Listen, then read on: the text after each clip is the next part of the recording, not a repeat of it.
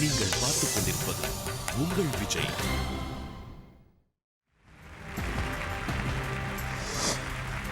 Welcome to Achi Masalani and Anna powered by 6crores.com, co-presented by Sunland Refined Sunflower Oil. அனைவருக்கும் கோபிநாத்தின் அன்பு வணக்கம். ஆனந்த் அண்ணாமலை அப்படின்னு ஒருத்தர் நம்ம ஷோவில் கூட வந்து பேசியிருக்காரு. மலாவியில் வேலை பார்க்குறார். அவர் ஒரு குறிப்பில் ஒரு விஷயம் எழுதியிருக்காரு. என்ன அப்படின்னா, அந்த நாட்டில் இருக்கக்கூடிய மக்கள் வந்து மந்திரம், தந்திரம், இந்த ஊடுன்னு சொல்லக்கூடிய, அங்கெல்லாம் அந்த ஊடுன்னு சொல்லுவாங்க, பிளாக் மேஜிக், இந்த மாதிரி விஷயங்கள்லாம் பயங்கரமான நம்பிக்கை கொண்டவர்கள். ஒரு மந்திரவாதியை அரெஸ்ட் பண்ணணும் அப்படின்னா போலீஸ் பயப்படுமா? அந்த மந்திரவாதி ஏதாவது பண்ணிவிட்டாருன்னா என்ன பண்ணுறது அப்படின்னு சொல்லிட்டு அவங்களுக்கு கடவுளர்கள் அறிமுகமாகி ஒரு 150 வருஷம் தான் ஆச்சான். அதுக்கு முன்னால் வரைக்கும் பேய் பூதம் தான் அவங்கள பயங்காட்டினதும் அதன் மீது தான் அவங்களுக்கு நம்பிக்கை இருக்குது. ஒரு 150 வருஷமாக தான் ஒரு சாமி அப்படிங்கிற ஒரு கான்செப்டே அவங்களுக்குள்ளே வந்திருக்கு. அப்படி ஒரு வித்தியாசமான இடம் இது அப்படிங்கிற மாதிரி ஒரு பதிவை வச்சிருக்கிறார். அப்படியான இந்த ஊடு மாதிரியான மந்திர தந்திரம், பில்லி, சூனியம் இப்படியான நம்பிக்கைகள் நம்ம சமூகத்திலையும் இருந்திருக்கு. ஆனால் அது கொஞ்சம் கொஞ்சமாக குறைஞ்சிக்கிட்டே வந்து இப்போ கிட்டத்தட்ட ரொம்ப முடிஞ்சு போச்சுன்னே சொல்லலாம். இப்போ ஆண்டனி கூட சொல்லுவார், அவங்க பாட்டி வந்து இருந்தப்போ மெட்ராஸுக்கு போகணும், அதாவது பட்டணத்துக்கு போகணும் அப்படின்னா சோழி போட்டு பார்ப்பாங்களாம்.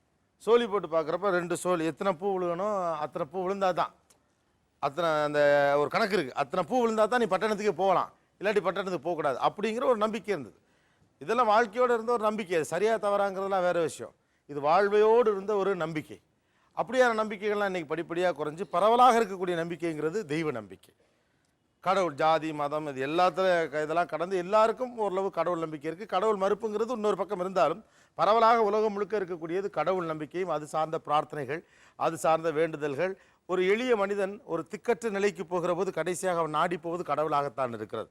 இந்த திக்கற்றவருக்கு தெய்வமே திணை அப்படின்னு சொல்கிற மாதிரி எதையோ ஒன்றை மனிதன் பற்றி கொண்டிருக்கிறான். நம்பிக்கை தானே வாழ்க்கை அப்படிங்கிற அந்த ஒரு பாயிண்ட் ஆஃப் வியூலேருந்து ஒரு சிம்பலை அல்லது வந்து ஒரு குறிப்பிட்ட கடவுள் பற்றிய ஒரு புகழாரத்தை, பாடலை, அல்லது ஒரு குறிப்பிட்ட கோவிலை, குறிப்பிட்ட சம்பிரதாயத்தை, குறிப்பிட்ட வழிபாட்டு முறையை, குறிப்பிட்ட வேண்டுதல் முறையை, குறிப்பிட்ட விரதத்தை அந்த பற்றி கொண்டே இருக்கிறான்.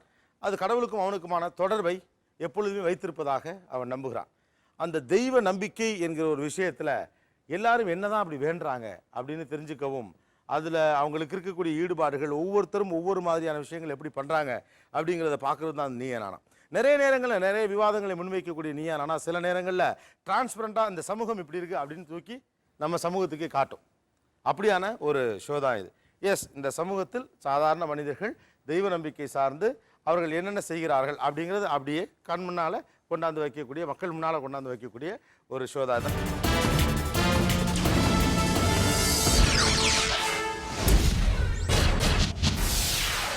நான் முதல்ல 2 தரப்புலையுமே கேட்குறேன். பட் ரொம்ப சிம்பிளான விஷயம்தான்.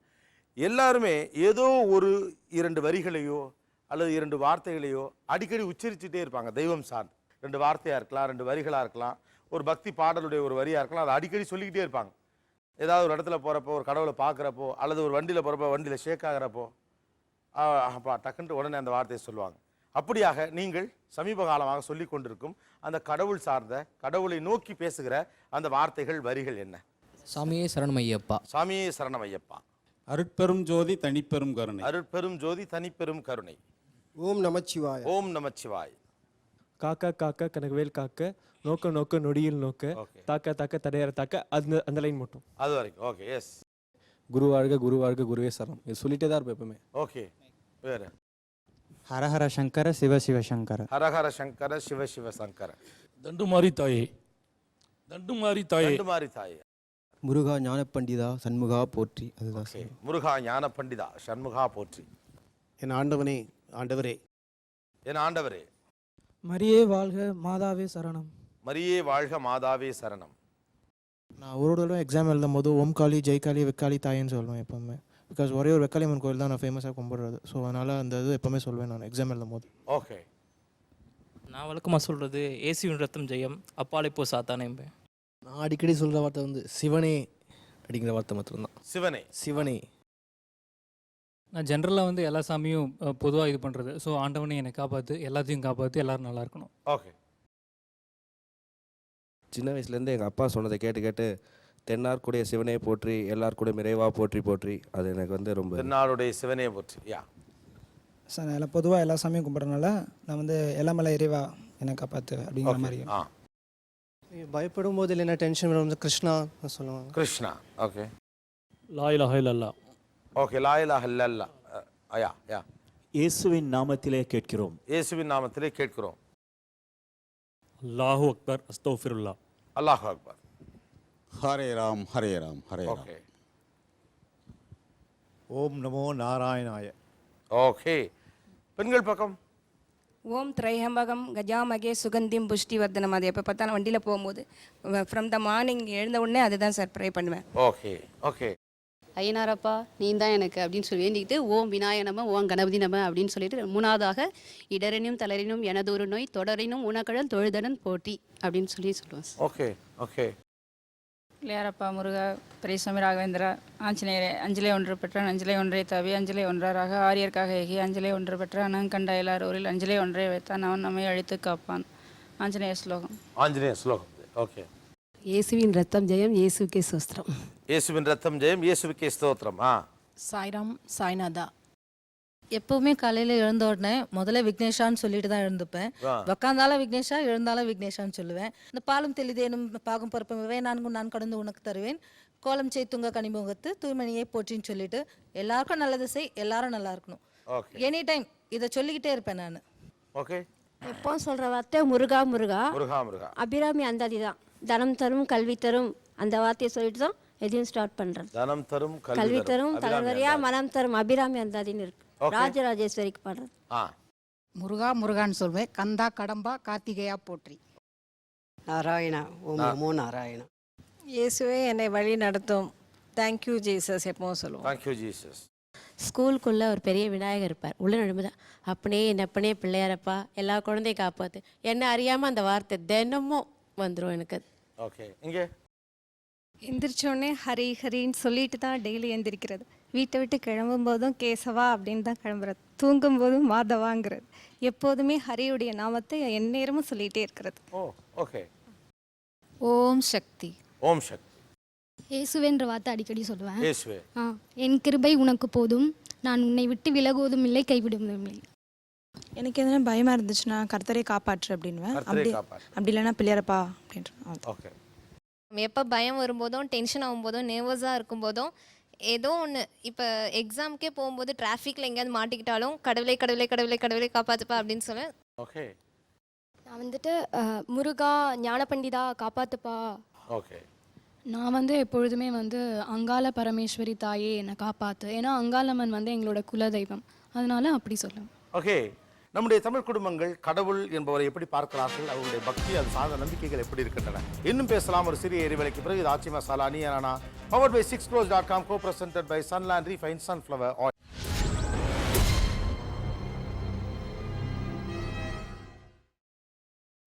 நீங்கள் பார்த்துக் கொண்டிருப்பது உங்கள் விஜய்.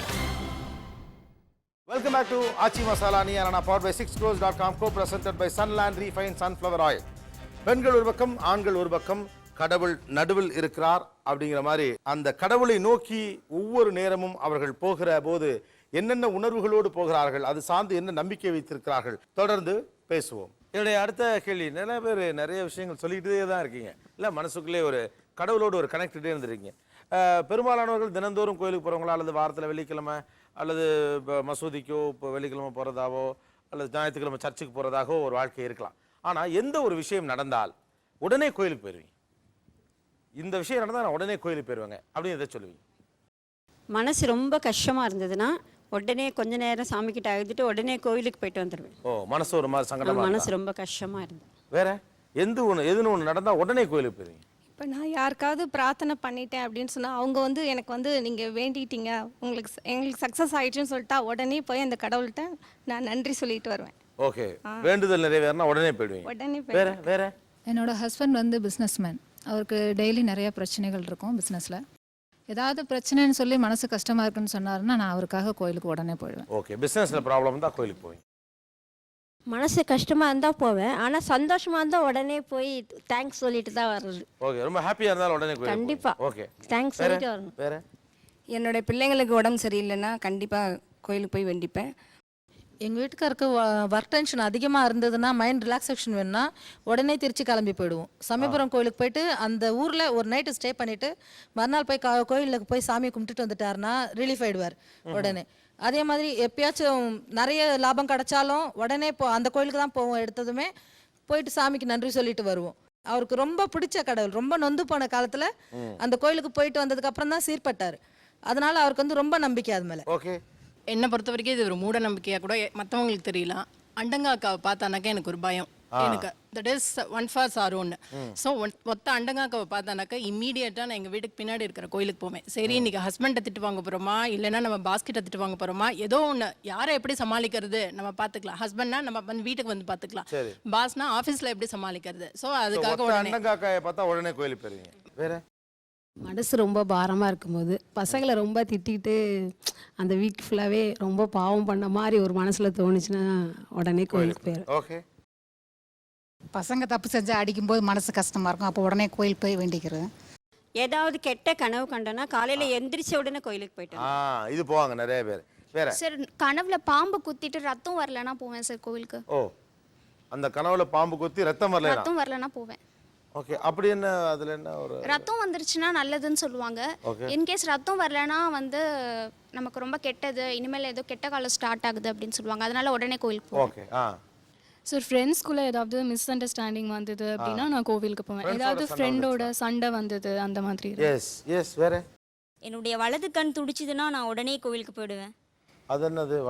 வலது கண் துடிச்சா ஏதோ கெட்டது நடக்க போகுது அப்படின்னு சொல்லுவாங்க. இடது கண் துடிச்சா வந்து நல்லது நடக்க போகுது அப்படின்னு சொல்லுவாங்க. ஸோ என்னுடைய வலது கண் துடிச்சா உடனே கோயிலுக்கு போயிடுவேன். அதே மாதிரி நான் ஏதாவது ஒரு தப்பு செஞ்சுட்டேன் அப்படின்னா அடுத்த செகண்டே நான் கோயிலில் போய் நிற்பேன். என்னோட கனவுல அடிக்கடி பாம்பு முட்டையும் அடிக்கடி வரும் சார். பாம்பு கொத்துறா மாதிரி கனவு வரும் எனக்கு.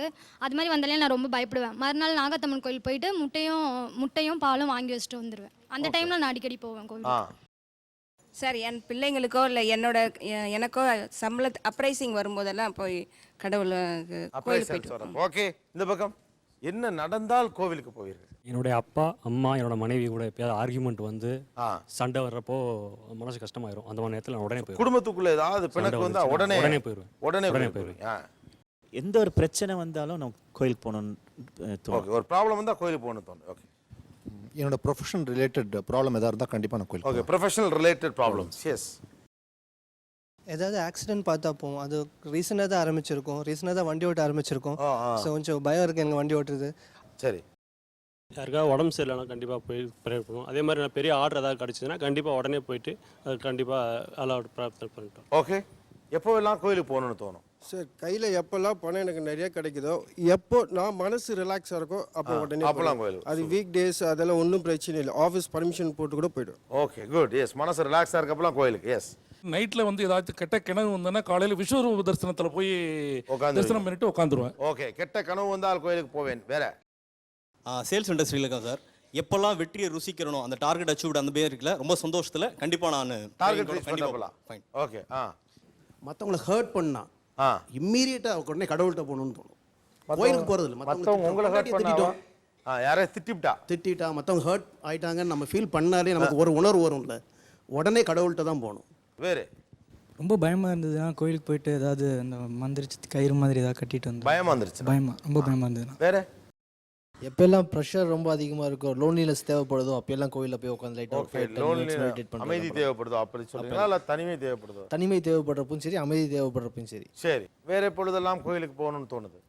சார், என்னோட லைஃப்பில் வந்து என்னால் பிரச்சனை வந்து சால்வ் பண்ண முடியாது அப்படிங்கிற பட்சத்தில் நான் எப்பயுமே கோயிலுக்கு போயிடுவேன். கோயிலுக்கு போயிட்டு ஒரு பெட்டிஷன் போட்டு வந்துடுறது. உங்களுடைய பிரார்த்தனை எல்லாருமே கோயிலுக்கு போய் சாமிக்கிட்ட வேண்டிக்கிறீங்க, ஏதோ வேண்டிக்கிறோம், ரைட்டு தானே? ஒவ்வொரு தேவை சார்ந்து வேண்டிக்கிறோம். அந்த பிரார்த்தனை மனதில் நீங்கள் நினைத்து வேண்டுகிற அந்த பிரார்த்தனை கட்டாயம் நிறைவேறும், அது பலனளிக்கும் அப்படின்னு நம்புறீங்களா? நான் வேண்டுகிறது அல்லது நான் கடவுளிடம் சொல்லுவது கட்டாயமாக எனக்கு பலிக்கும் என்று நீங்கள் ஆணித்தரமாக நம்புகிறீர்களா? இல்லை, இதை நம்ம கடவுள்கிட்ட சொல்லிட்டோம்ப்பா போதும்பா அப்படிங்கிறது உங்கள் எண்ணமா? ரெக்வஸ்ட் வச்சாச்சு அப்படிங்கிறத நம்புறேன் சார். கடவுள்கிட்ட பேசிட்டேன்ப்பா போதும். எங்கள் வீட்டில் எங்கள் அப்பா குடியை நிறுத்தணுன்றது நான் ரொம்ப நாளாக வேண்டிட்டு இருக்கேன் சார். கண்டிப்பாக நடக்கும்னு எனக்கு ஒரு நம்பிக்கை இருக்குது. இப்போ கொஞ்சம் கொஞ்சமாக மாறிட்டு வராரு. கண்டிப்பாக கூடி சீக்கிரம் ஃபுல்லாக நிறுத்திடுவாரு எனக்கு நம்பிக்கை இருக்குது. ஸோ நம்ம பிரார்த்தனை பலிக்கும் நம்புறீங்க? எஸ் சார், நம்ம பிரார்த்தனை பலிக்கும் சார். எது நினைச்சாலும் சரி கண்டிப்பாக பலிக்கும், 100% பலிக்கும். குட். எஸ், நான் இறைவன்கிட்டே இருக்கிறேன், அதனால் நான் இறைவன்கிட்ட நம்ம சொல்லிட்டா அவர் நிறைவேற்றுவாருங்கிற நம்பிக்கையோடு விட்டுருவோம். ஓகே ஓகே, நம்பிக்கையோடு விட்டுருவீங்க. அதை ஏதாவது சந்தர்ப்பம் நினைக்கும் போது தியானம் பண்ணி பகவான்கிட்ட சொல்லிட்டா அது மறந்துடலாம், அது தானாக நடக்கும். ஓகே. நேச்சுரலாக நடந்துடும். தானா நடந்துரும். மனமுருகி வேண்டதை கண்டிப்பாக பழிக்கும். கண்டிப்பாக பழிக்கும். மனமுருகி வேண்டினால் கண்டிப்பாக பழிக்கும். கண்டிப்பாக கிடைக்கும்னு நினச்சி தான் சார் நான் பண்ணுவேன். ஓகே, நம்புவீங்க என் பிரார்த்தனை பலிக்கும். ஏற்கனவே நடந்துடுச்சுன்னு நான் நம்பி தான் பண்ணுவேன். ஓ, கடவுள்கிட்ட சொல்ல போகிறோம் நடந்துரும்னே தான் பண்ணுவீங்க. எஸ். சொல்லி முடிச்ச அப்புறம் உம்முடைய சித்தம் இருந்தால் நடக்கட்டும், அவ்வளோதான். ஓகே சார், நான் நம்பிக்கைலாம் கிடையாது, கடமைக்குன்னு சொல்லுவேன். ஆனால் கோயிலுக்கு போயிட்டா சாமி கும்பிட்றங்கிறப்ப நான் வரிசை எழுதி வச்சு கடமைக்குன்னு தான் சொல்லுவேன். கடமைக்குன்னு சொல்லிடுவேன். கண்டிப்பாக அது பழிக்கும்ன்ற நம்பிக்கையோடு தான் பண்ணுவேன். ஆனால் அது இப்போ பழிக்குமா லேட் ஆகுமா அப்படி தெரியாது, டியூரேஷன்லாம் தெரியாது. ஆனால் அந்த நம்பிக்கை கடைசி வரைக்குமே இருக்கும். அது எப்போ நடக்குமோ நடக்கட்டும்னு இருப்பேன். ரொம்ப ஆழமாக நம்புகிறேன். அதுக்கான சாத்தியக்கூறுகள் நிறைய நடந்திருக்கிறதால திரும்ப திரும்ப அதே நம்பிக்கையோட வாழற வாய்ப்பு எனக்கு அமைஞ்சிட்டே இருக்குது. அதில் ரொம்ப ஸ்ட்ராங்காக பிலீவ் பண்ணுறேன். பிரார்த்தனை பண்ணால் பழிக்கும் கண்டிப்பாக. ஓகே, நான் நம்பிக்கையோட பழிக்கும்ன்ற இதோட தான் சார் சொல்லுவோம். ஓகே, சொன்னால் பழிக்கும் தான் சொல்கிறீங்க. கடவுள் இருக்காரு நம்புறேன். அவர்கிட்ட சொல்லிட்டா எல்லாமே நல்லா தான் நடக்கும். எல்லாமே நடந்துடும், அவ்வளோதான். 200% நடக்கும் அப்படிங்கிற நம்பிக்கையில் தான் என்னோட வேண்டுதலை ஆரம்பிப்பேன். ஓகே, ஆரம்பிக்கிறது நம்பிக்கையோடு தான் ஆரம்பிங்க. நடக்கும்னு. இது வரைக்கும் நடந்திருக்கு, இனிமேலும் நடக்கும். இது வரைக்கும் நடந்திருக்கு, இனிமேலும் நடக்கும். நீங்கள் இப்படி கடவுள்கிட்ட சொல்லுவோம் அப்படின்னு சொல்லிடுவீங்களா, இல்லை கட்டாயம் என்னுடைய பிரார்த்தனை பலிக்கும் அப்படின்னு சாமிகிட்ட சொல்லி வேண்டுவீங்களா? கட்டாயம் பிரார்த்தனை பலிக்கும். கட்டாயம். அந்த நம்பிக்கை எனக்கு 1000 மடங்கு இருக்கு. 1000 மடங்கு இருக்கு. அதனால கண்டிப்பா நம்புவேன், நடக்கும். நடக்காம இருந்தது இல்லை. கடவுள்கிட்ட பெட்டிஷன் போட்டாச்சு, இனி நம்மளை அவர் தான் வழி நடத்துவார் அப்படின்னு நம்ப. ஓகே, கடவுள்கிட்ட சொல்லியாச்சு, பெட்டிஷன் கொடுத்தாச்சு. எந்த விஷயமா இருந்தாலும் கடவுள்கிட்ட போய் நடத்தி கொடுப்பா அப்படின்னு வேண்டிட்டு வருவேன். உடனே நடக்கிறதுனாலும் பின்னாடி நடந்துடும் கண்டிப்பாக. ஓகே, கடவுள்கிட்ட சொல்லியாச்சு, அவ்வளோதான். அவ்வளோதான், சொல்லியாச்சு, ஏன் வேலை முடிச்சு. எஸ். அவன் பாதத்தில் ஒப்படைச்சிட்டோம், அவன் நடத்திடுவான். அவன் பாதத்தில் ஒப்படைச்சிட்டு நடத்திடுவான். ஃபெய்த்தும் பிலீஃபும் கட்டாயமாக நடக்குன்ற நம்பிக்கை. ஓகே, கடவுள்கிட்ட கொடுத்துட்டா நம்ம கொடுக்கறதும் கொடுக்காது அவருடைய இஷ்டம். அவர்கிட்ட சொல்லிடுவோம், அவ்வளோதான். சார், இறைவன்கிட்ட சரணடைஞ்சிருப்போம். அதனால நிச்சயமா எனக்கு கண்டிப்பா நடக்கும் அப்படிங்கிற நம்பிக்கை உண்டு. சரணடை. நீங்க மேல கொடுங்க. கடவுள்கிட்ட பிரார்த்தனை பண்ணிப்பேன், பண்ணிட்டு உன்னோட சித்தம் எது நடக்கிறதோ நடக்கட்டும் அப்படின்னு சொல்லிடு. அவர்கிட்ட ஒப்படைக்கிறது. ஆமாம், கடவுள்கிட்ட அப்படியே ஒப்படைச்சிட மனசில் உள்ள பாரம்லாம் அப்படியே இறக்கிற மாதிரி ஒரு ஃபீலிங். அந்த இதெல்லாம் சொல்லிட்டோம் அப்படிங்கிற போது ஒரு ரிலாக்ஸ். எந்த விஷயமா இருந்தாலும் கடவுள்கிட்ட ஒப்படைச்சிடுவேன் சார். அது நல்லதாக இருந்தால் எனக்கு நடக்கட்டும், இல்லை எனக்கு அது கெட்டதாக இருந்தால் நடக்க தேவையில்ல அப்படின்ற ஒரு பெட்டிஷன். ஒப்படைத்தல். கடவுள்கிட்ட எல்லாமே சொல்லிவிடுவேன். அதை சொல்லிட்டுனா கொஞ்சம் நிம்மதியாக இருக்கும். சரி பண்ணிட்டோம், நம்ம நிம்மதியாக இருக்கும் அப்படின்னு சொல்லிட்டு அடுத்த வேலையை நான் ஆரம்பிச்சிடுவேன். நிச்சயமா இது எனக்கு நடக்கும் அப்படின்ற ஒரு நம்பிக்கையோட தான் நான் கடவுளை வேண்டிக்குவேன். ஓகே, ஸோ பெரும்பாலானவர்கள் நடக்கும்ங்கிற நம்பிக்கையோட தான் கடவுள்கிட்ட வேண்டிக்கிறோம். சிலர் வந்து கடவுள்கிட்ட சொன்னால் திருப்தி ஏற்படுது, ஒப்படைச்சோம், ஆண்டவனா பார்த்துக்கட்டும் அப்படின்னு. தொடர்ந்து பேசலாம் ஒரு சிறிய இடைவேளைக்கு பிறகு. ஆச்சி Masala Neeya Naana powered by 6crores.com, co-presented by Sunland Refined Sunflower Oil.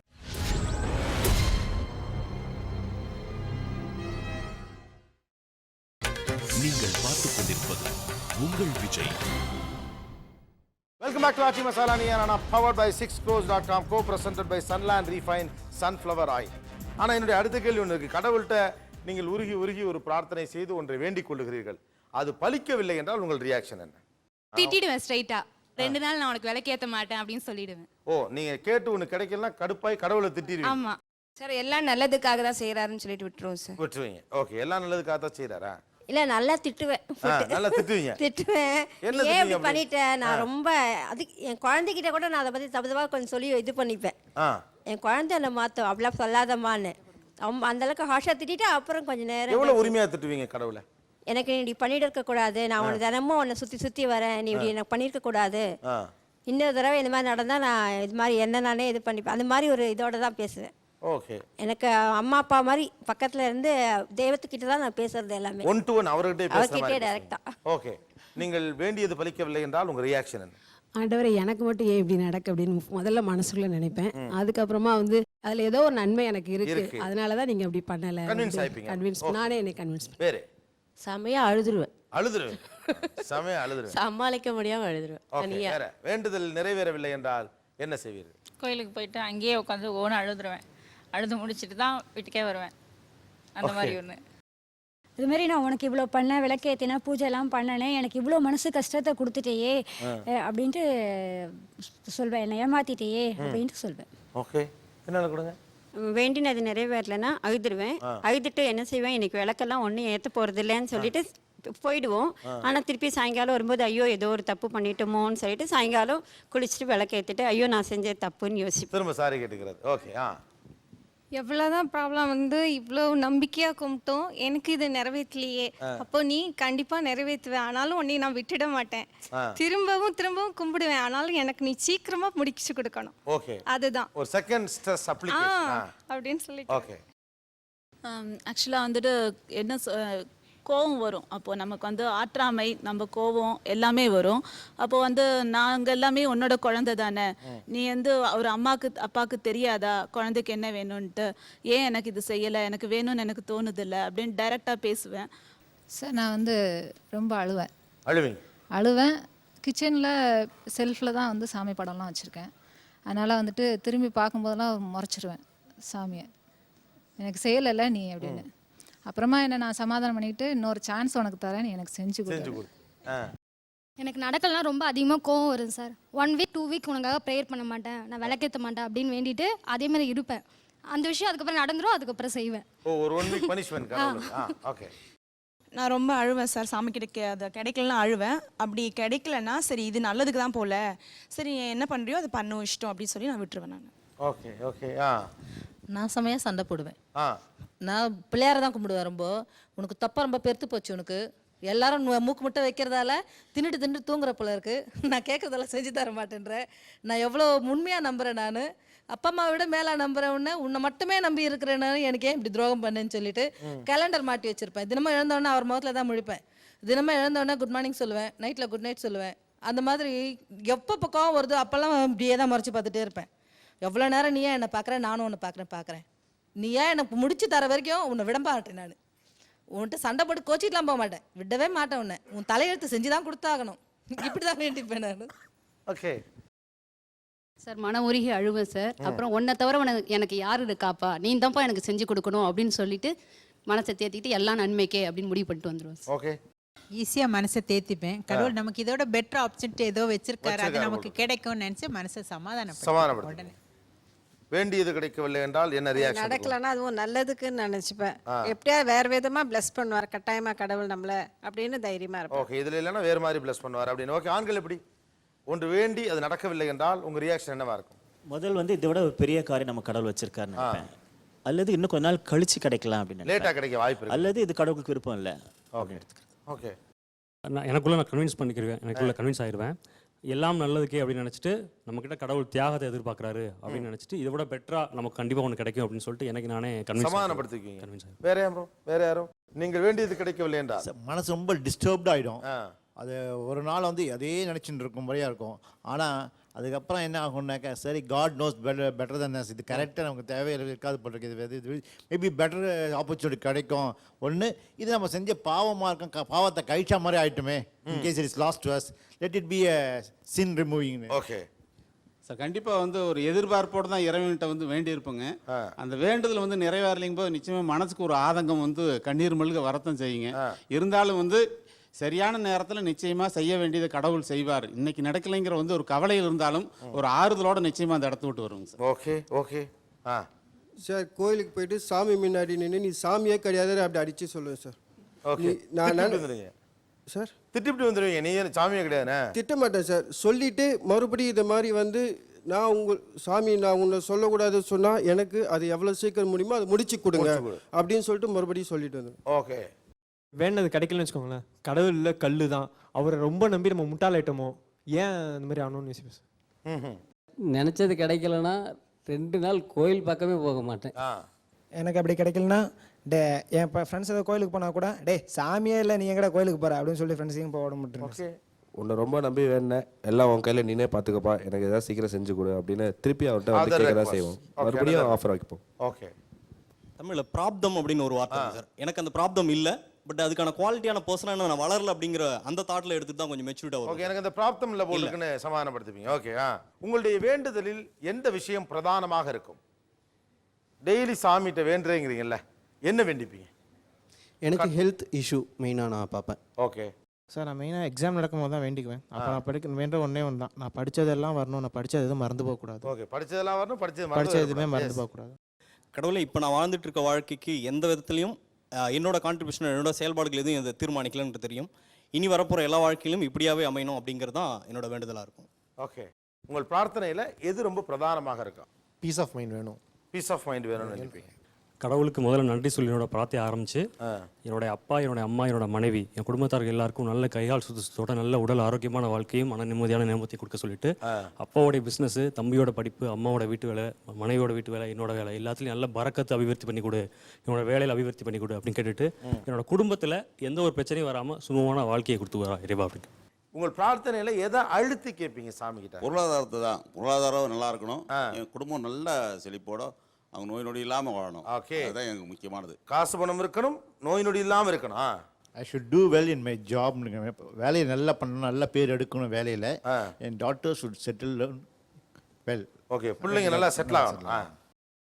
எங்கள் வீட்டில் இருக்கிற எல்லா குழந்தையும் நோய் நொடி இல்லாமல் நல்லா இருக்கணும், அதை வேண்டிட்டு அதுக்கப்புறம் அப்பா, அம்மா, என் மனைவி. ஓகே, பிள்ளைகளுக்கு நோய் நொடி இல்லாமல் இருக்கணும், அதான் ரொம்ப முக்கியம். எஸ், எது ரொம்ப அழுத்தி பிரார்த்தனை பண்ணி?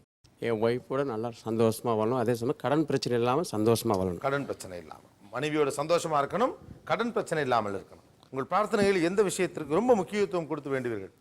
இல்லை, முக்கியத்துவம் இப்போதைக்கு அப்படின்னா என்னுடைய வேலை விஷயமா நல்ல ஒரு வேலைக்கு போகணும் அப்படின்னு. நல்ல ஒரு வேலைக்கு போகணும். ஓகே, உடல் ஆரோக்கியம் வேணும்னு வேண்டி. உடல் ஆரோக்கியம், ஹெல்த்தியாக இருக்கணும். ஹெல்த்தியாக இருக்கணும்.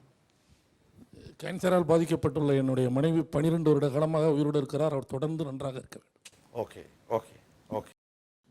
வியாபாரம் நல்லா இருக்கணும், பொருளாதாரம் மேம்பாடு, குடும்பத்தில் மனைவி மக்களோட சந்தோஷமாக இருக்கிறதுக்கு வேண்டுதுங்க. ஓகே சார், எனக்கு குழந்தை பிறக்கணும், நிறைய பணம் சம்பாதிக்கணும். நான் எல்லோரும் சொல்கிற மாதிரிலாம் மற்றவங்க இருக்கணும் அப்படின்னு சொல்கிறத விட நானும் என் ஒய்ஃப் நாங்கள் முதல்ல நல்லா இருக்கணும், அதுக்கப்புறம் தான் அடுத்தவங்களை பற்றி இது பண்ணும். ஓகே, குழந்தை பிறப்பு, குழந்தை வரம் வேண்டி எல்லாம் ஹெல்த்தியாக இருக்கணும், யாரும் கை நீட்டி எதுவும் கேட்டுறக்கூடாது. ஓகே, கடன் கேட்காத அளவு கேட்கக்கூடாது, நம்ம நல்ல இதுவாக இருக்கணும். ஓகே, கடவுள் என்கிற மனிதரை ரொம்ப சென்சிட்டிவாகவும் ரொம்ப சின்சியராகவும் மக்கள் நம்பிக்கொண்டிருக்கிறார்கள் தமிழகத்தில். தொடர்ந்து பேசலாம் ஒரு சிறிய இடைவேளைக்கு பிறகு. ஆச்சி Masala Neeya Naana powered by 6crores.com, co-presented by Sunland Refined Sunflower Oil.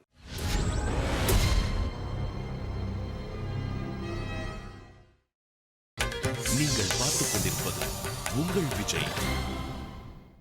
Welcome back to Aachi Masala Neeya Naana powered by 6crores.com, co-presented by Sunland Refined Sunflower Oil. இன்றைய மத்திய தர வர்க்கம் என்ன வேண்டுகிறது கடவுளிடம்? அவர்கள் பிரார்த்தனையில் இருக்கும் மிக முக்கியமான அம்சம் எது? பேசுவோம். டெய்லி சாமிகிட்ட வேண்டுறீங்கிறீங்கல்ல, என்ன வேண்டிப்பீங்க?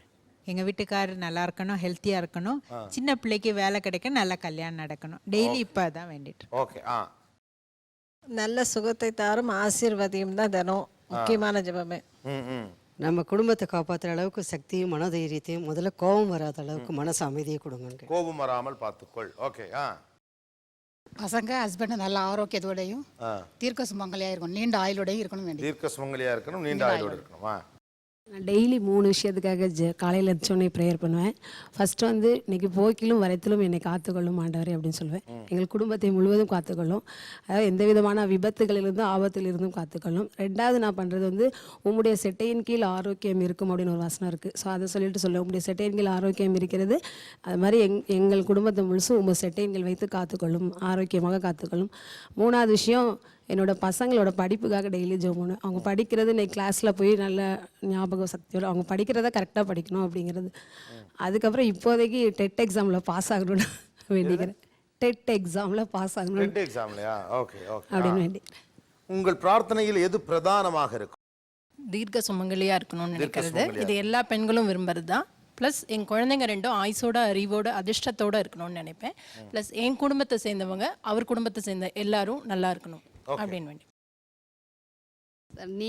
நானும் என்னுடைய கணவர், என்னுடைய மகன் 3 பேருமே நீண்ட ஆயுள், அறிவு, அதிர்ஷ்டம் மற்றும் நல்ல ஒரு ஆரோக்கியத்தை கொடுக்கணும் அப்படின்னு சொல்லி கடவுள்கிட்ட வேண்டிப்பேன் சார். அதோடு இல்லாமல் நான் உழைக்க தயாராக இருக்கேன், நல்ல ஒரு வாய்ப்பை கடவுள் கொடுக்கணும் அப்படின்னு சொல்லி டெய்லி பிரார்த்தனை பண்ணிப்பேன் சார். ஓகே, ஒரு நல்ல ஜாப். நானும் என் கணவரும் என்றைக்கும் பிரியாமல் கடைசி வரைக்கும் ஒன்றா இருக்கணும்னு வேண்டிப்பேன்.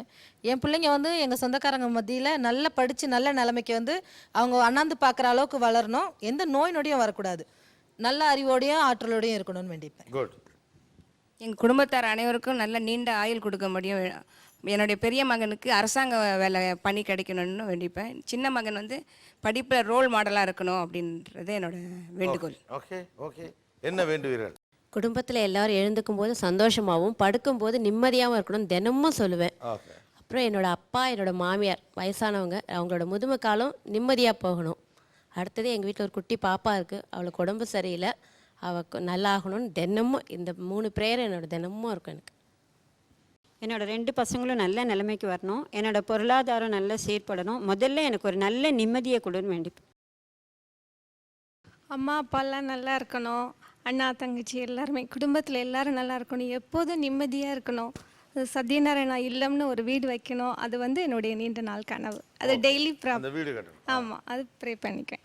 ஓகே சார், எங்கள் சொந்த ஊருக்கு போகணும்னு எனக்கு ஆசை. ஓ, உங்கள் சொந்த ஊருக்கு? ஆமாம், என்னோட ஹஸ்பண்டோட சொந்த ஊர். அவர் பிறந்த ஊருக்கு கிட்டத்தட்ட 20 வருஷம் ஆச்சு, அவரும் போகலை. எங்களுக்கு கல்யாணம் ஆகி 14 வருஷம் ஆச்சு.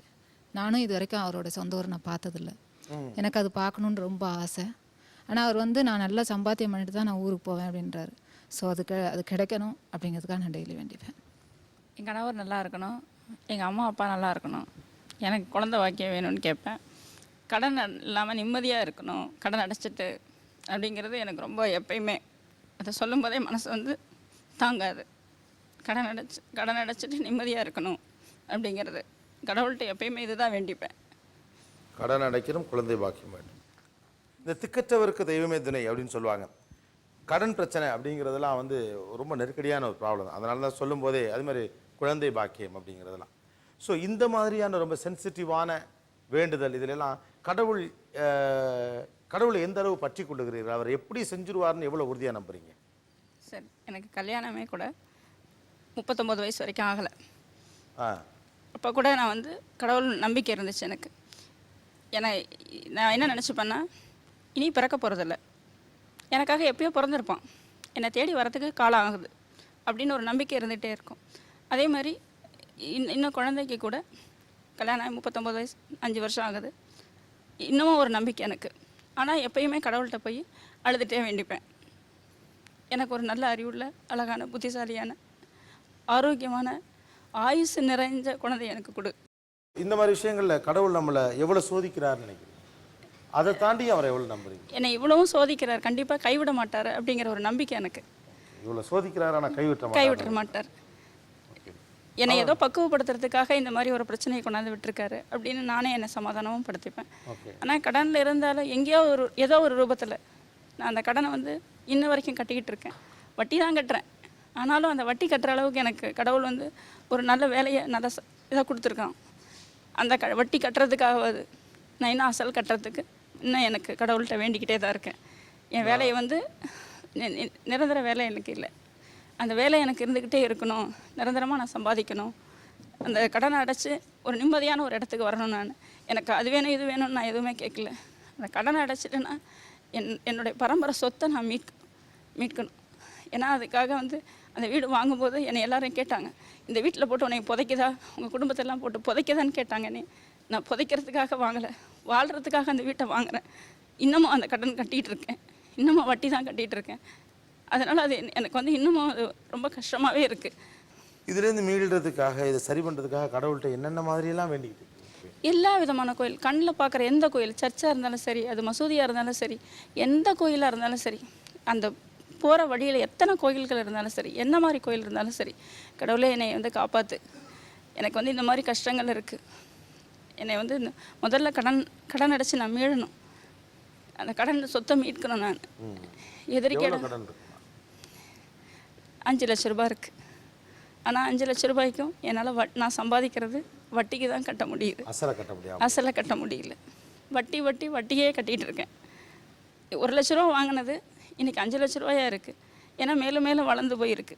நான் வட்டி தான் கட்ட முடியுது, என்னுடைய சம்பாத்தியம் அதுக்கு தான் பத்துது.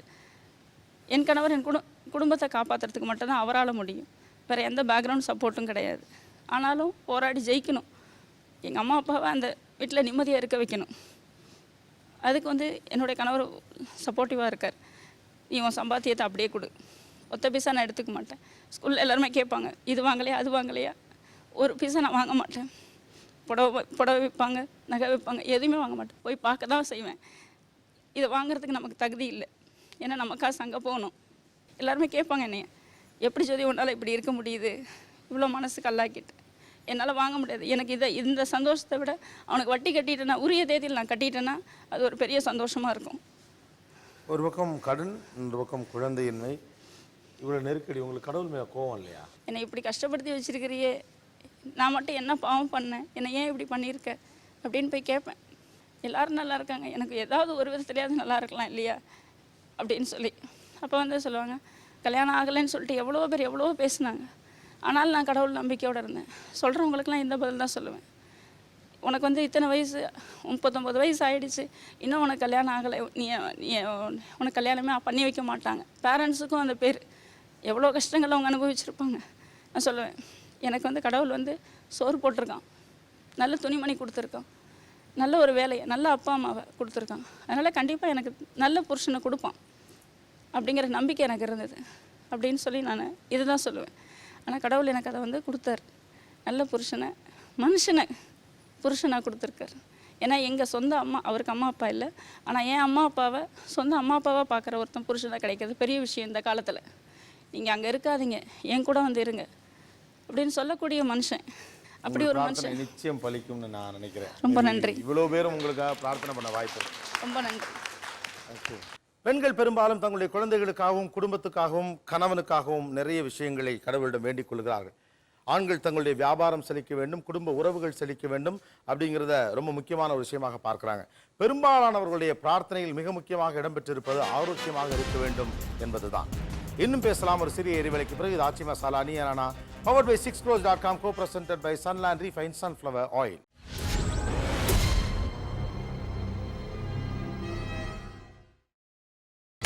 நீங்கள் பார்த்துக் கொண்டிருப்பது உங்கள் Vijay. Welcome back to Aachi Masala Neeya Naana, powered by 6crores.com, co-presented by Sunland Refined Sunflower Oil. நீயா நானாவில் இது ஒரு வித்தியாசமான முயற்சி. நம்முடைய தமிழ் குடும்பங்கள் கடவுள் நம்பிக்கை சார்ந்து என்னென்ன விஷயங்களை வைத்திருக்கிறார்கள், அவருடைய பிரார்த்தனைகள் எப்படி இருக்கிறது, அந்த பிரார்த்தனைகளுக்குள் அவர்கள் என்னென்ன விஷயங்களை எல்லாம் தேடுகிறார்கள், எப்பொழுதெல்லாம் அவர்களுக்கு கோபம் வருகிறது கடவுள் மீது, எப்பொழுதெல்லாம் அவர்கள் கடவுளுக்கு நன்றி சொல்ல ஆசைப்படுகிறார்கள், இப்படின்னு ஒரு டிரான்ஸ்பரண்டான தமிழ்நாட்டுடைய பக்தி முகத்தை மற்றவர்களுக்கும் காட்டிக் கொண்டிருக்கிறோம். தொடர்ந்து பேசுவோம். நீங்கள் கடவுள்கிட்ட கோச்சிப்பேன் அப்படின்னு சொன்னீங்க. குழந்தை பாக்கியம் இந்த மாதிரி விஷயத்துக்கெல்லாம் கடவுள் தான் லாஸ்ட் சாய்ஸாக மனுஷனுக்கு. கண்டிப்பாக சார்.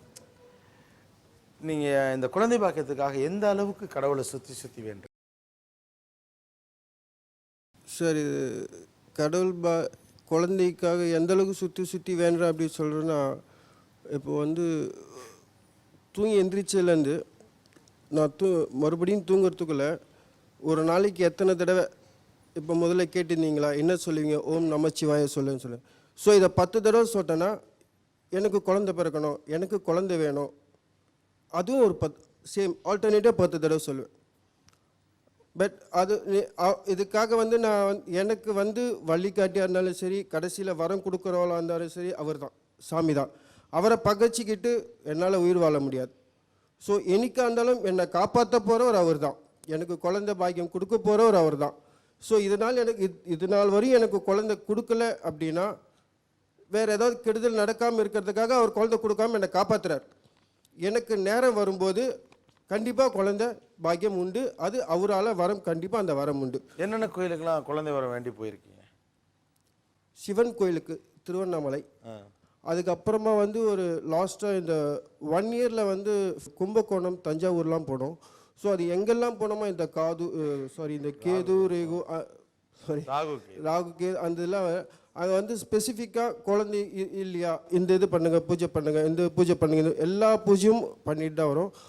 அதுக்கப்புறமா இன்றைக்கி ஒரு கிராமம் வைஃப் வந்து அரக்கோணம் உள்ள கிராமம், அங்கே வந்து கோயிலில் வந்து போய் குறி கேட்குறதுன்னு சொல்லுவாங்க. அந்த மாதிரி கேட்டு வந்தோம். அவங்க என்ன அவங்க சாமி சொன்னது வந்து 9 நாள் கோயில் வந்து சுற்ற சொன்னாங்க, வைஃபை மட்டும் சுற்ற சொன்னாங்க.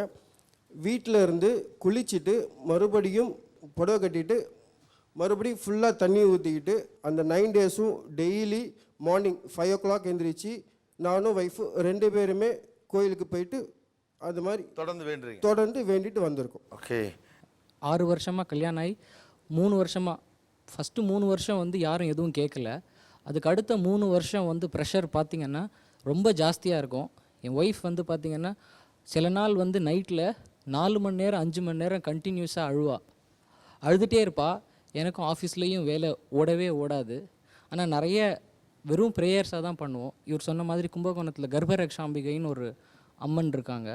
அந்த சாமிக்கு போயிட்டு நெய் குத்திட்டு வந்தோம்.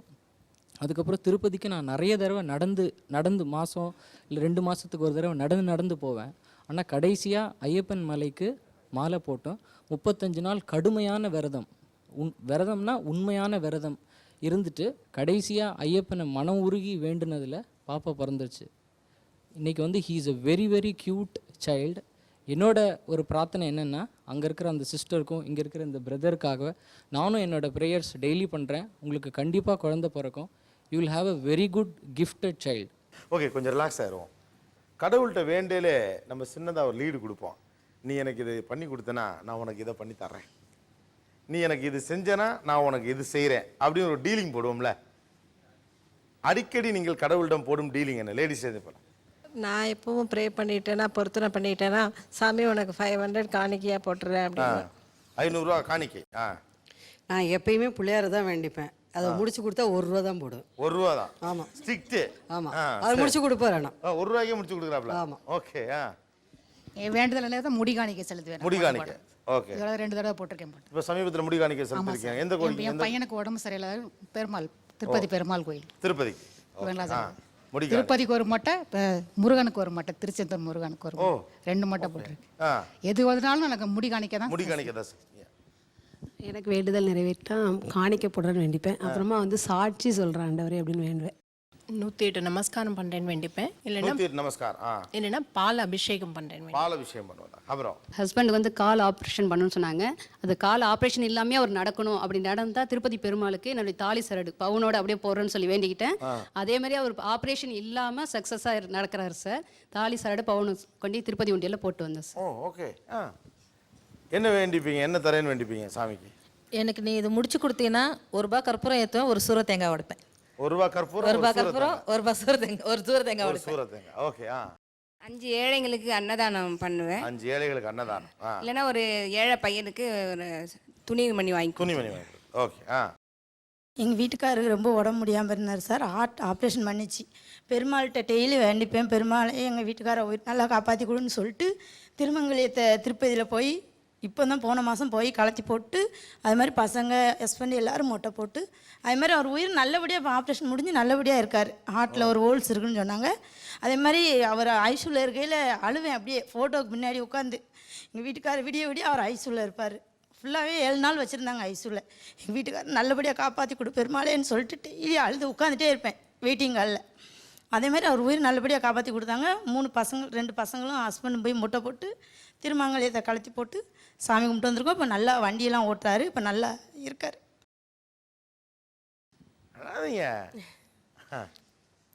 எங்கள் வீட்டுக்காருக்கு உடம்பு சரியில்லாமல் ஸ்டமக் பெயின் என்னன்னே தெரியாமல் fever, stomach pain. He don't have any negative habits. எதுவும் ட்ரிங்க் பண்ண மாட்டாங்க, ஸ்மோக் பண்ண மாட்டார். ஆனால் என்னன்னே தெரியாமல் பயங்கரமாக வயிறு வலி, ஜுரம் வந்துட்டே இருந்தது. அப்போது கருமாரியம்மனுக்கு அங்க பிரதர்ஷனம் பண்ணுறதா வேண்டிட்டேன். கருமாரியம்மனுக்கு அங்க பிரதர்ஷனம், அப்புறம் திருப்பதிக்கு மொட்டை போடுறதா வேண்டிட்டேன். அப்புறம் எப்படி அது க்யூர் ஆச்சுன்னே தெரியல. அந்த ட்ரீட்மெண்ட்டெல்லாம் பார்க்கும்போது சரியாகலை. ரொம்ப அது என்ன சொல்கிறதுன்னு தெரியல. அவ்வளோ மனசு வருத்தப்பட்டிருக்கேன். அப்புறம் சரியாயிடுச்சு. அதுக்கப்புறம் திரும்பி வரவே இல்லை. 2யும் செஞ்சுட்டேன். அங்கே பிரதர்சனம் பண்ணிட்டீங்க, திருப்பதிக்கு மொட்டை போட்டது. ஓகே. என்ன வேண்டினால் என்ன வேண்டுதலுக்கு என்ன தருவதாக கடவுள்கிட்ட வேண்டிப்பீங்க? குழந்தை பாக்கியம் கொடுத்தாக்க அங்கே பிரதர்ஷனம் பண்ணுறதா வேண்டியிருக்கேன். அதே மாதிரி என்னால் முடிஞ்ச வரைக்கும் திருப்பதி பெருமாள் கோயிலுக்கு நடந்தே தான் வர்றதா. கோயில் திருப்பதிக்கு நடந்து வர்றது வேண்டி மலை ஏறும்போது. குட். நான் 1 ரூபா உண்டியில் போகிறதா வேண்டிப்பேன். அருகம்புல் வாங்கி கொடுப்பேன் பிள்ளையாருக்கு. துர்கைக்கு பாவாடை வாங்கி சாத்துவேன். ஓகே. துர்கைக்கு பாவாடை, பிள்ளையாருக்கு அருகம்புல், 1 ரூபா காணிக்கை. அர்ச்சனை பண்ணுவேன் சார். அப்புறம் என்னால் முடிஞ்ச அன்னைக்கு வீட்டிலேயே பிரசாதம் செஞ்சு கோயிலில் கொண்டு போய் எல்லாருக்கும் கொடுத்துட்டு வருவேன். பிரசாதம் செஞ்சு அங்கே பக்தர்கள் கொண்டு போய் கொடுக்குறதா? குலதெய்வத்துக்கு 1 ரூபாய் எடுத்து வச்சிடுவோம். அதுக்கப்புறம் வீட்டில் சத்யநாராயண பூஜை ரொம்ப நல்லா பண்ணுவான். அந்த பெருமாளுக்கு வந்து மாலை வாங்கி சாத்துவேன். மாலை சாத்துவேன். வேண்டுதல் நிறைவேறினால் சாமிக்கு என்ன செய்வீர்கள்? எங்கள் ஊரில் இருக்கிற எல்லையம்மன் பாலியம்மன் கோயில், அங்கே பாலியம்மனுக்கு அபிஷேகம் பண்ணுறோன்னு வேண்டிப்போம். ஓகே. நீ இதை செஞ்சு கொடுத்தா நான் உனக்கு இதை செய்கிறேன்னு ஒன்று வேண்டிப்பீங்களா? அதுதான் என்னன்னு கேட்குறேன். நம்ம வீட்டில் வந்து ஆம்பளைங்க வந்து காலையில் வெளியில் போனால் நல்லபடியாக ஆரோக்கியமாக வந்து சேரணும் அப்படின்னு தான் நாங்கள் ஆசைப்படுவோம். ஸோ வருஷம் பூரா அது மாதிரி நல்லபடியாக செய்கிறதுனால அந்த ஆடி மாதம் வரும்போது சக்கரை பொங்கல் வச்சு சுவாமிக்கு வந்து அம்மனுக்கு வந்து பட்டு எடுத்து சாத்துவோம். ஓகே. புடவை போய் சாமிக்கு சாத்துறது அம்மனுக்கு, அப்புறம் வேப்பஞ்சலை கொடுக்குறது எங்களுக்கு பழக்கம் சார். வருஷம் வருஷம் போய் கண்டிப்பாக கொடுத்துட்டு வந்தோம் பெரிய பாளையத்தில். நான் ஒரு doctor actually, child specialist. So daily நிறைய குழந்தைங்க, முடியாத குழந்தைங்களை பார்க்கக்கூடிய சூழ்நிலைக்கு நான் தள்ளப்படுறேன். ஸோ அது மாதிரி இருக்கும்போது சில குழந்தைங்களை வந்து ரொம்ப கஷ்டமான சூழ்நிலை வருவாங்க. அவங்கள காப்பாற்றி நல்லா கொண்டு வர முடிஞ்சிச்சுன்னா யூஸ்வலாக ப்ரே பண்ணும்போது கிஸ் பண்ணி தான் ப்ரே பண்ணுவேன் கடவுள்கிட்ட. ஸோ மேபி அன்றைக்கி என்னோட கிஸ்ஸஸோட எண்ணிக்கை அதிகமாகும். 2 விஷயம் நான் வேண்டிக்குவேன் என்னோட பொருளாதாரத்தை பொறுத்து. ஒன்று, நல்லா இருந்தேன்னா ஒரு ஆடை அறுத்து அந்த ஆட்டில் உள்ள இறைச்சியை 30 பங்காவோ 40 பங்காவோ பிரித்து இல்லாதவங்களுக்கும் சொந்தக்காரங்களுக்கும் டிஸ்ட்ரிபியூட் பண்ணுறது ஒன்று. 2வது, என்னால் அந்த அளவுக்கு, ஏன்னா இப்போ ஆடோட விலை 10 ரூபாய்க்கு மேலாம் ஆகிடுச்சு. ஸோ அந்த அளவுக்கு கொடுக்க முடியாத சூழ்நிலை பொருளாதாரம் இருந்ததுன்னா எவ்வளோ இருக்கோ அது யாராவது தேவைன்னு கேட்குறாங்கன்னா உடனே கொடுக்காது. எந்த தேவையாக இருந்தாலும் சரி, அவங்க வந்து எனக்கு கல்யாணம் வச்சுருக்கேன், இல்லைனா வந்து எனக்கு உடல்நிலை சரியில்லை, ஏதோ ஒரு தேவைக்கு வராங்க, உடனே கொடுக்கறதுக்கு ரெடியாக பிளான் பண்ணிக்கிறோம். ஓகே. 3வது சொத்து இருந்து கொஞ்சம் பணம் வரேன் இருக்கு, வந்து 5% கொடுக்கணும்னு சொல்லியிருக்கேன். ஓ, பர்சன்டேஜ். ஓகே, 5% கடவுளுக்கு. என்ன கடவுளுக்கு கொடுக்குறதா வேண்டிப்பீங்க? நான் சின்ன பையனாக இருக்கச்சில் வீட்டில் எப்படி வேண்டிக்குவாங்கன்னா, எனக்கு உடம்பு சரியில்லைன்னா மொட்டை போட்டுருவாங்க. அதே கொஞ்சம் வளர்ந்ததுக்கு அப்புறம் என்ன பண்ணுவாங்கன்னா, சப்போஸ் இப்போ எனக்கு கை கொஞ்சம் விளங்காத மாதிரி இருந்ததுன்னா உடனே வெள்ளியில் கை, ஒரு பிளேட்டில் வெள்ளியில் கை மாதிரி பதிச்சு அதை போடுவாங்க. இப்போ எனக்கு ஒரு 2-3 வருஷத்துக்கு முன்னாடி லெஃப்ட் சர்வைக்கல் ப்ராப்ளம் வந்தது. ஸோ அது குணமாயிடுச்சுன்னா ஆப்பிளில் ஜபமாலை செஞ்சு போடுறதா வேண்டிக்கிட்டாங்க. எனக்கு குணமாயிடுச்சு, செஞ்சு போட்டாங்க. ஓகே. பொதுவாகவே நீங்கள் சாமிகிட்ட வேண்டப்போ இதை செஞ்சு கொடுத்தா நான் உனக்கு இது தர்றேன், இதை காணிக்கையாக செய்கிறேன் அப்படின்னு என்ன வேண்டிக்குவீங்க? 2003 என்னுடைய ஒய்ஃபுக்கு டியூமர் ஆப்ரேஷன் இருந்தது. அதுலேருந்து வருஷம் சிஏ டெஸ்ட் எடுத்துகிட்டு வரேன். 11 வருஷம் ஆகுது. ஒரு சிஏ டெஸ்ட்டில் வந்து நெகட்டிவ்னு ரிப்ளை வந்த உடனே 100 பேருக்கு வந்து அந்த கோயிலில் அபிஷேகம் பண்ணி அன்னதானம் போட்டுட்ருக்கேன் தொடர்ந்து 12 வருஷமாக. நம்மளுக்கு கொஞ்சம் டிஃப்ரெண்ட்டுங்க சார். எந்த கோயிலுக்கு போய் ஒரு வேண்டுதல் வச்சு நிறைவேறிச்சுன்னா அந்த கோயில் ஒரு வெங்கல மணி வாங்கி கட்டிடுங்க சார். வெங்கல மணி? அது மாதிரி எவ்வளோ கோயிலை கட்டியிருப்பீங்க? கிட்டத்தட்ட ஒரு 60 கோயிலுக்கு மேலே இதுவரை கட்டியிருப்பேன். ஓ, வெங்கல மணி வாங்கி கட்டிடுறேன். ஆஹா. எங்கள் குலதெய்வம் வந்து கருப்புசாமி சார். அதனால் எங்கள் வேண்டுதல் என்னென்னா, குலதெய்வத்துக்கு வந்து மொட்டை அடித்து கெடா வெட்டுறோன்னு வேண்டியது சார். அதை வந்து நாங்கள் எப்பயுமே ரெகுலராக ஃபாலோ பண்ணுவோம். ஸோ இந்த ஷோ கொஞ்சம் வித்தியாசமான ஷோ தான். நம்முடைய தமிழ் மக்கள், மிடில் கிளாஸ் பீப்புள் அல்லது நவீன தமிழ் குடும்பங்கள் தெய்வத்தோடு தங்கள் உறவை எப்படி வைத்துக் கொள்கிறார்கள், எப்படி அவர்களுடைய வேண்டுதல் இருக்கிறது, வேண்டுதல் பலிக்காமல் போனால் எப்படிப்பட்ட மன உணர்வுகளை வெளிப்படுத்துகிறார்கள், கடவுளோடு எப்படி பேசுகிறார்கள், அவர்களுடைய பிரார்த்தனையில் பிரதானமாக நிற்கக்கூடிய விஷயம் என்ன, என் வேண்டுதல் நிறைவேறினால் உனக்கு என்ன தருவேன் என்று கடவுளோடு எப்படி அந்த பேசிக்கிட்டு இருக்காங்க, அவங்களுக்கும் அந்த கடவுளுக்குமான உறவு எப்படிப்பட்டதாக இருக்குன்னு ஒரு பொது சபையில் எல்லோர் முன்னாலும் அந்த இயல்பை, அந்த டிரான்ஸ்பரன்சியை கண்ணு முன்னால் கொண்டாந்து காட்டிக்கிட்டு இருக்கிற ஒரு வித்தியாசமான முயற்சி தான் இது. சிறப்பு விருந்தினர்களோடு சேர்ந்து பயணிக்கலாம் நம்பிக்கை சம்பந்தப்பட்ட, தெய்வம் சம்பந்தப்பட்ட இந்த ஷோல. Stay tuned with us. இது ஆச்சி மசாலா நீயா நானா, powered by 6crores.com, co-presented by Sunland Refined Sunflower Oil.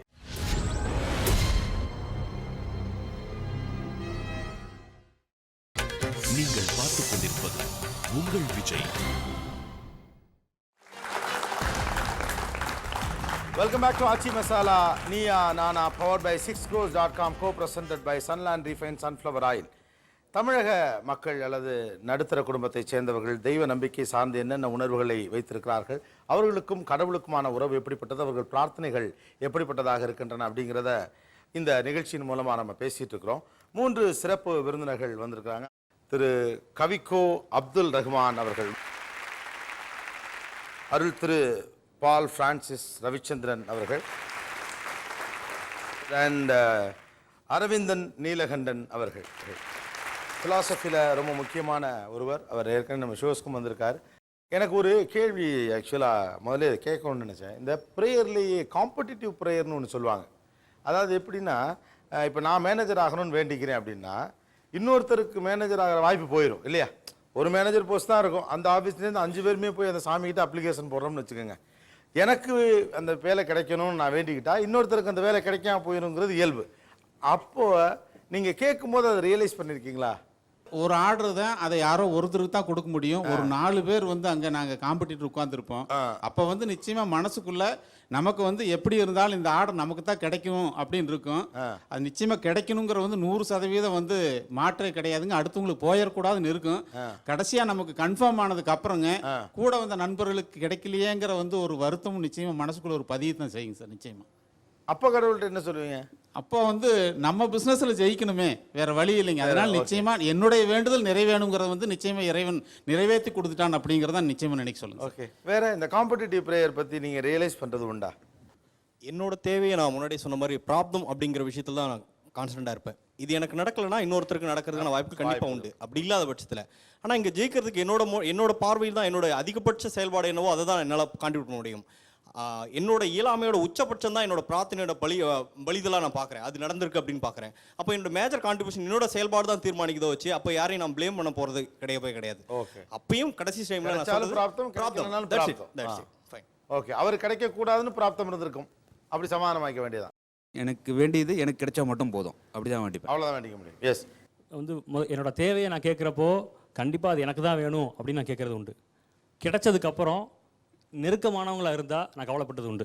அதாவது தெரியாதவங்களாக இருந்தால் நான் கவலைப்பட போகிறது இல்லை. டீமில் ஒன்றா பழகுறோம், ஒன்றா சாப்பிட போகிறோம், ஒன்றா காஃபி குடிக்க போகிறோம், அந்த மாதிரி ஆளுக்கு கிடைக்க வேண்டிய ஆஃபரை தட்டி நான் வாங்கிட்டேன்னா கிடைச்சதுக்கப்புறம் நான் கவலைப்பட உண்டு. வீட்டிலன்னு பார்த்தீங்கன்னா இப்போ நானும் அப்பாட்ட ஒன்று வாங்கி கேட்பேன், தம்பியும் ஒன்று வாங்கி கேட்பான். தம்பிக்கு கிடைக்கக்கூடாது, எனக்கு மட்டும் தான் கிடைக்கணும்னு நினச்சது உண்டு. அவருக்கு கிடைக்கக்கூடாதுன்னு இருக்குது. அது வந்து நான் எனக்கு அது கிடைக்காட்டி போனால் கூட அது வந்து அவருக்கு கிடைச்சிருக்காது, வேற யாருக்காச்சும் கிடைச்சிருக்கும் அப்படின்னு நான் மன திருப்திப்பட்டுப்பீங்க. ஓகே, உங்களுக்கு ஒன்று கிடைக்கிற போது, கடவுளிடம் நீங்கள் வேண்டி ஒன்று கிடைக்கிற போது அது இன்னொருவருக்கு கிடைக்காமல் போகிறது என்ற யோசனை சிந்தனை உங்களுக்கு வந்ததுண்டா? இப்போ ஒரு குடும்பத்துல வந்து நான் மூத்த மருமக, ரெண்டாவதா வந்திருக்கவங்க வந்து நான் வந்து லவ் மேரேஜ், அவ வந்து அரேஞ்ச் மேரேஜ். அதனால அவளை விட நான் தான் டாப்ல இருக்கணும், ஏன்னா என்னதான் எல்லாரும் மதிக்கணும் அப்படின்னு சொல்லி நான் வேண்டிப்பேன். எல்லாரும் மெச்சுற மாதிரி நான் வாழணும்ட்டு. அப்போ நான் ஃபர்ஸ்ட் பிளேஸ்க்கு வந்துட்டேன்னா அவளுக்கு செகண்ட் பிளேஸ் போயிடுது இல்லைங்களா? அப்போ வந்து நான் ரியலைஸ் பண்ணுவேன். ஆனா என்னால முடிஞ்ச ஹெல்ப் பண்ணுவேனே தவிர அவளுக்கு அப்போ கூட நான் தான் ஃபர்ஸ்ட் இருக்கணும். ஓகே, அந்த சுயநலம்ன்றது இருக்கும். ஏன்னா காம்படிஷன்ல யாருக்காச்சும் ஒருத்தருக்கு தான் ஃபர்ஸ்ட். ஓகே, நான் ஜெயிச்சுக்கிறேன், ஆனா நான் உனக்கு உதவி பண்ணிக்கிறேன். ஓகே, நான் வின் பண்ணதுக்காக நான் மகிழ்ச்சி அடைவேன். அட் த சேம் டைம் அவங்க தோல்வி அடைஞ்சிட்டா கூட இன்னொரு கதவு அவங்களுக்காக திறந்திருக்கும் அப்படின்னு நான் நம்புவேன். முதல்ல நமக்கு கொடுத்த கடவுள் அடுத்து அவருக்கு கொடுப்பாரு. ஓகே, நான் உன்னை வேண்டிட்டு கிடச்சிது. ஆனால் அதுக்காக நான் 17 வருஷமாக அழுதுட்ருக்கேன். எங்கள் அம்மாவோட மரணம், உடம்பு சரியில்லாமல் இருப்பாங்க. அவங்க அடிக்கடி ஹாஸ்பிட்டலில் போகும்போதெல்லாம் வேண்டிப்போம், நல்லா வரணும் நல்லா வரணும்னு. திரும்பிடுவாங்க, நல்லாயிட்டு வந்துடுவாங்க.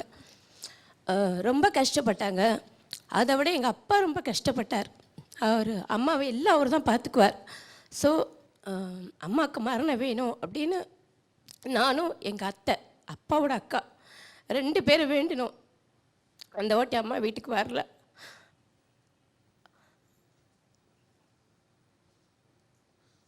நான் தினம் ஒரு வாட்டியாவது தினமும் அழுதுட்டுருக்கேன், தப்பு பண்ணுமா அப்படின்னு. இந்த காம்படிஷன் என்னால் கடைசி வரைக்கும் ஈடு பண்ண முடியாது. ஆனால் நிம்மதியான மரணம் ஒரு பெரிய கிஃப்ட். அது எங்கள் அம்மாவுக்கு நான் வாங்கி கொடுத்தேன்னு ஒரு நிமிஷம் என்ன நான் மனசை தேத்திக்குவேன். அதனால் ஒரு பொண்ணாக எனக்கு அந்த குற்ற உணர்ச்சி இருக்கும். அப்பா அதுக்கப்புறம் ஒரு வார்த்தை சொன்னாங்க, நீ இப்போ நிம்மதியாக இருக்கேப்பா, ரொம்ப கஷ்டப்பட்டுட்ட. Because such a wonderful daddy is mind. ரொம்ப நல்ல மனுஷன், அவர் ரொம்ப கஷ்டப்பட்டது என்னால் தாங்க முடியல. அப்பா சொன்னாங்க, அம்மா இருந்திருந்தா அம்மாவுக்கு வேலை செஞ்சுட்டேன்னா என்னோட இன்னும் காலத்தை கழிச்சிருப்பேம்மா அப்படின்னாங்க. அந்த வார்த்தை எனக்கு தினமும் என்னை உறுத்திட்டே இருக்கும். சாரிம்மா.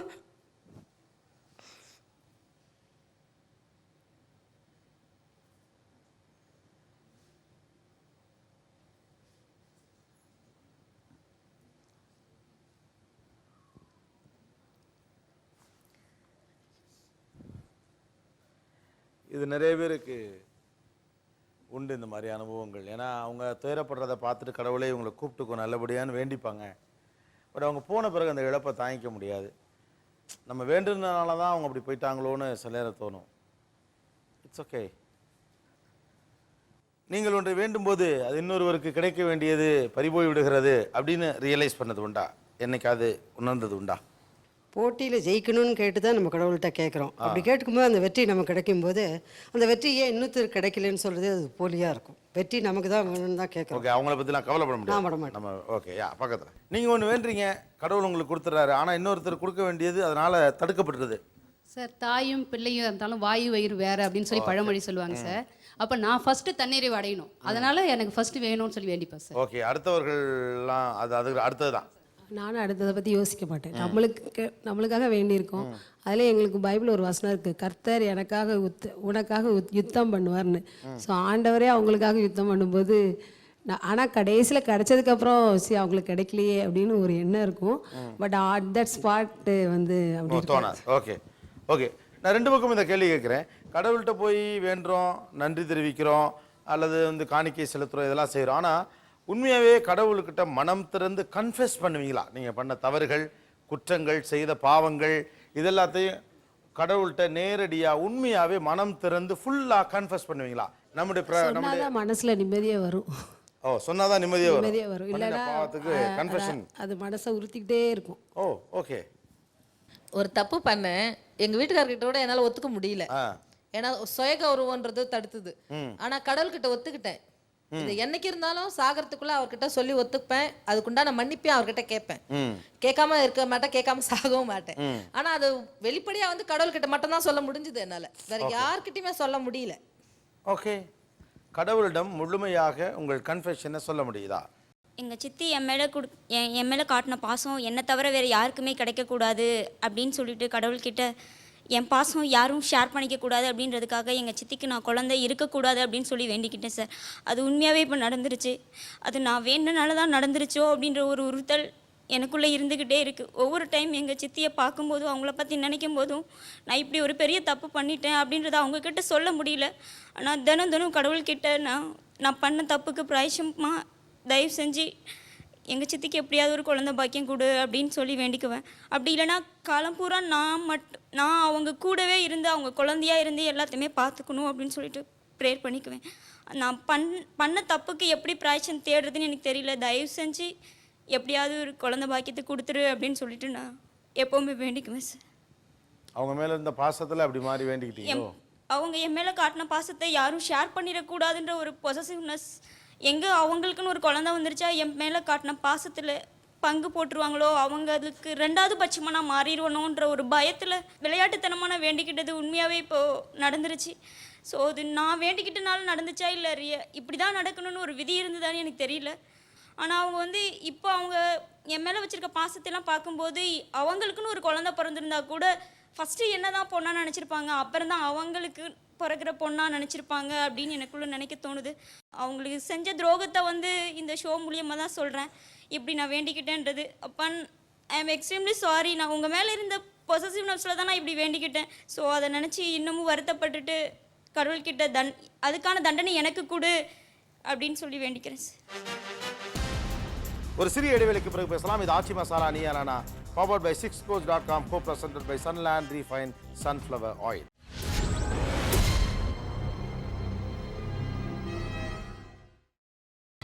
நீங்கள் பார்த்துக் கொண்டிருப்பது உங்கள் விஜய். Welcome back to ஆச்சி மசாலா நீயா நானா, powered by 6crores.com, co-presented by Sunland Refined Sunflower Oil. What about men? Communicate பண்ணுறதுல ரெண்டு மெத்தடாக இருக்குது சார். ஒன்று, நான் வாழ்ந்த சமூகம் இல்லை எனக்கானது என்னென்னா மொழி அதாவது அவுட்புட் வார்த்தைகளால் என்னால் வெளிப்படுத்தி சொல்லி என்னால் மன்னிப்பு கேட்க முடியாது. ஆனால் தினந்தனம் அதோட நினைவுகளோடு என்னால் அதை தன்னதானி பண்ணிட்ட கஷ்டத்தை நினச்சிக்கிற ஒரு மனநிலை எனக்கு உண்டு. ஆனால் ஒரு காலகட்டத்துக்கு அப்புறம் இது வந்து பிகினிங் ஸ்டேஜ் தான். இந்த ஒரு காலகட்டத்துக்கு அப்புறம் நினச்சுன்னா நான் செஞ்ச தப்பை நியாயப்படுத்துகிற மனநிலை எனக்குள்ளே வர ஆரம்பிச்சிச்சு. ஏன்னா எதிராளி கேட்கறதுக்கு ஒரு ஆள் இல்லை அப்படின்றதால அதை ரியலைஸ் பண்ண எனக்கு நானே அதை நியாயப்படுத்திக்கிற மனநிலை வந்துருச்சு. ஒட்டுமொத்தமாக பார்த்து தப்பு பண்ணிட்டு இருக்கோம். ஆனால் காலம் போக என்னாச்சுன்னா அதை சரின்னு சொல்லிக்கிற மனநிலையில் நான் என்னாலே வளர்த்துக்கிட்டேன் அப்படிங்கிற ஒரு மனநிலை இருக்குது சார். அவர்கிட்ட கடைசியாக இருக்குது. எல்லாத்தையும் கடவுள்கிட்ட கன்ஃபெஸ் பண்ணுறீங்களா? தவறுகள், குற்றங்கள் எல்லாத்தையும்? எக்ஸாக்ட்லாக இப்போ ரீசெண்டாக என் லைஃப்பில் நடந்த என்ன அப்படின்னா, நான் லவ் பண்ணேன் ஆக்சுவலாக. அப்போ அவங்க வீட்டில் அவங்க அப்பா ஒத்துக்கல. ஸோ நான் சும்மா லாஸ்ட்டாக பிரிகிற நேரத்தில் சண்டை போட்டதில்ல, அவங்க அப்பா இறந்தணும்னு சொல்லி சும்மா சண்டை போட்டேன். இவ்வளோ பிரச்சனை கொடுக்க அவங்க அப்பா இறந்துடலான்னு சொன்னேன். ஆனால் உண்மையிலே அவங்க அப்பா இறந்துட்டார். ஸோ நான் ரொம்ப வருஷம் ஆச்சு, நான் காலேஜ் முடிச்சாலும் சாமியே கும்பிட்றதே கிடையாது. ஆனால் ரொம்ப வருஷம் கழிச்சு இப்போ அவங்க இந்த இன்சிடென்ட்க்கு அப்புறம் தான் நான் கோயில்கிட்ட போய் உண்மையிலே மனசார பாவம்னு சொல்லி வேண்டிக்கிட்டது.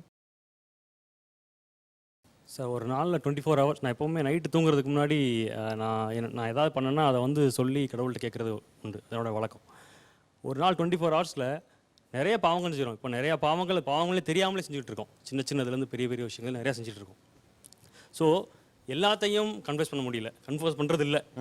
எதெல்லாம் மனதளவில் பாதிக்குதோ அதை மட்டும் கேட்கக்கூடியது உண்டு. எல்லாத்தையும் கேட்க முடியும், எல்லாத்தையும் கன்ஃபெஸ் பண்ணுறது இல்லை. ஓகே, எல்லாருமே நம்பிக்கை சார்ந்து ஏதாவது ஒரு பொருள் வச்சுருப்பாங்க. ஒரு பக்தியின் அடையாளமாக அல்லது கடவுள் என்னோடு இருக்கிறார் என்ற ஒரு உணர்வை எனக்குள் ஏற்படுத்தி கொள்வதற்காக ஒரு பொருள் ஏதாவது வச்சுருப்பாங்க. அந்த பொருளை பெரும்பாலும் கேரி பண்ணுவாங்க, அல்லது பர்ஸ்குள்ளே வச்சுப்பாங்க, அல்லது வீட்டில் எப்போதும் வச்சுருப்பாங்க, அல்லது தினந்தோறும் காலை எழுந்தவுடன் அது கண்ணாடி முன்னால் இருக்கும். அந்த மாதிரி சம்திங் லைக் தேட். ஓகே, உங்கள் கடவுள் நம்பிக்கையினுடைய சின்னமாக நீங்கள் கேரி பண்ணுற அந்த பொருள் என்ன?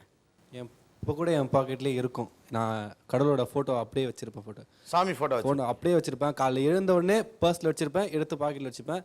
எப்போவுமே என் குருதேவர் கூட இருக்க மாதிரியே ஒரு நம்பிக்கை. ஓகே, வேறு? ஆஞ்சநேயர் டாலர் எப்பவுமே போட்டிருப்போம் சார். ஆஞ்சநேயர் டாலர் எப்பவுமே இருக்கும் சார். ஓகே.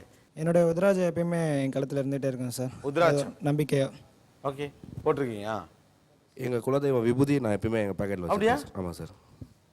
எப்போதுமே அந்த விபூதியை மடித்து பாக்கெட்டில் வச்சுருப்பீங்க. ஓகே, அதை பாக்கெட் போட்டு அதில் வச்சுருப்பீங்க. அதில் ஒரு நம்பிக்கை. சார் எப்போவுமே நான் ஜெபமாலை வந்து என் பாக்கெட்டுக்குள்ளே எப்போவுமே போட்டுட்டு இருப்பேன். அந்த ஜெபமாலை பாக்கெட்டில் இருக்கா? இருக்கு சார். எப்போதுமே வச்சுருப்பீங்க. ஓகே, எந்த பொருளை கடவுளின் அவர் எங்கூட இருக்கார் அப்படிங்கிற ஒரு ஃபீலுக்காக வச்சுருக்கீங்க? பாபா படமும் கருமாரி படமும் பாக்கெட்லேயே வச்சுருப்பீங்க. ரொம்ப பிடிச்ச கடவுள் பெருமாள். ஸோ பெருமாள் ஃபோட்டோ பர்ஸ்லேயே இருக்கும். என்னோட ஆஃபீஸ் டெஸ்க்லேயும் இருக்கும் நிறைய. ஓகே. தலையில் போடுற தொப்பி வந்து எப்போவுமே கையிலே இருக்கும். எப்பவுமே கையில் வச்சு தொப்பி கையில் இருக்கும் எப்பவுமே கையில். Okay okay. எப்பவுமே என்னை வழிநடத்தக்கூடிய அருட்பெரும் ஜோதி ஆண்டவர் வள்ளல் பெருமான் சார். எப்பவுமே என் கூடவே வச்சிருப்போம் சார். Okay okay. பெண்கள் என்ன வச்சிருக்கீங்க எப்போதுமே? நான் வருஷம் விநாயகர் சதுர்த்திக்கு அந்த தொப்புல ₹1 காயின் வைப்பாங்க இல்லைங்களா, அதை அப்படியே கலெக்ட் பண்ணி எடுத்து வச்சிருக்கேன். ஓ, அது சாமிக்கிட்ட இருந்து அதை வந்து போட மாட்டேன். அதை அப்படியே தான் போடணும்னு சொல்லுவாங்க குளத்துல. நான் அந்த காயின் எடுத்து வச்சுட்டு வேற ஏதாவது காயின் வச்சு போடுவேன். அந்த காயின் எப்பயுமே பெர்மனெண்ட்டாக வீட்டில் இருக்கும். ஓகே, வேற என்ன பொருளை எப்போதும் உங்களோட வைத்திருக்கிறீர்கள்?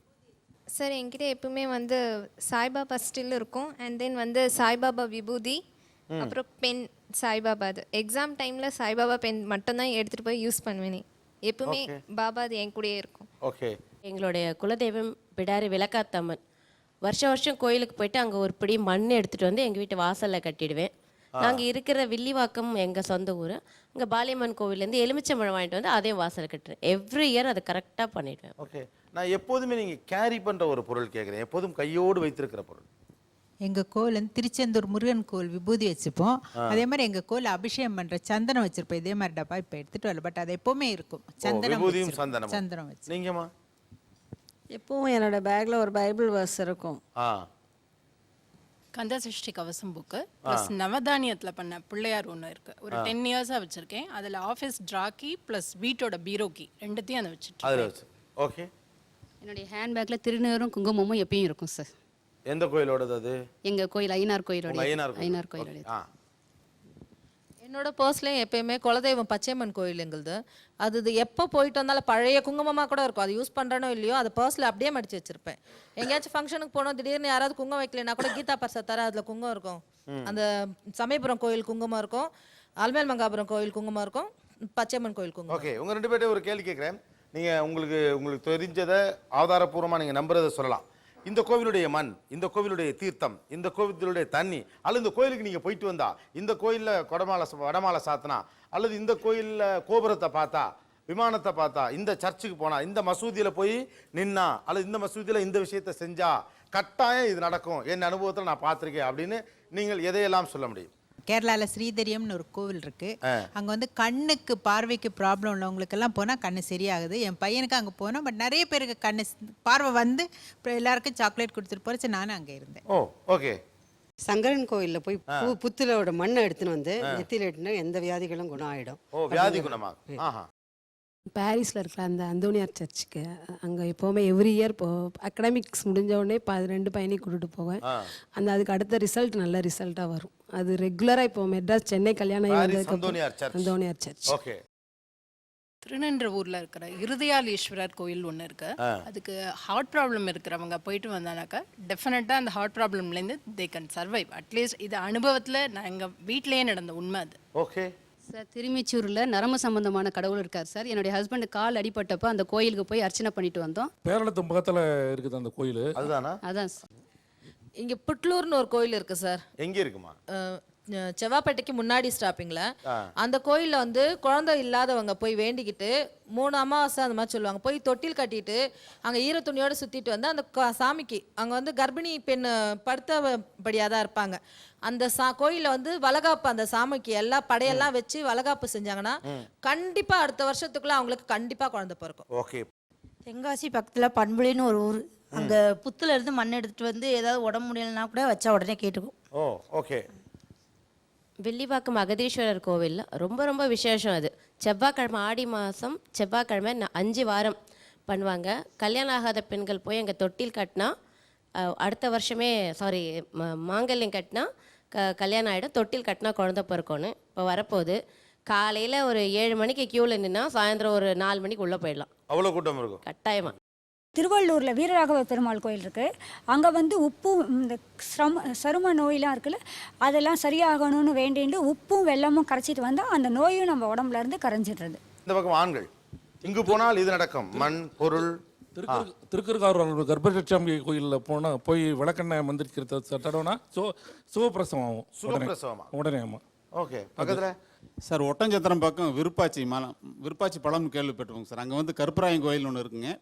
அந்த கருப்பராயன் கோயிலில் வந்து ஸ்பெஷலுங்க, திருட்டு பொருட்கள் எது காணாமல் போனாலும் அங்கே போய் வேண்டுதல் முறை வச்சுட்டு வந்தாங்கன்னா கூடி சீக்கிரம் அது வந்து கிடைச்சிரும். அது நிறைய ஹிஸ்ட்ரியே நிறைய இருக்குங்க சார்.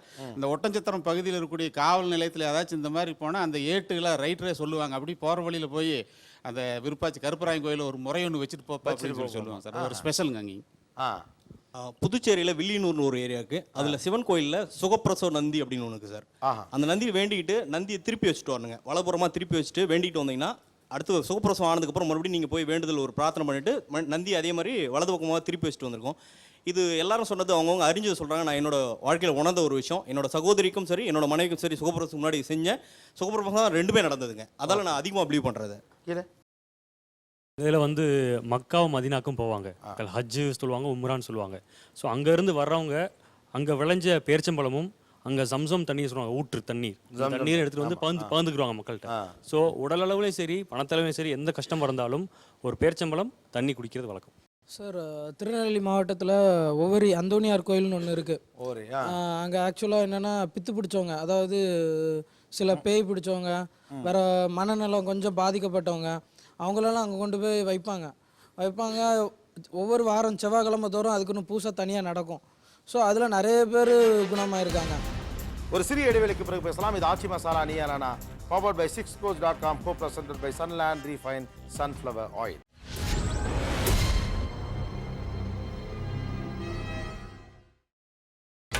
நீங்கள் பார்த்துக் கொண்டிருப்பது உங்கள் விஜய்.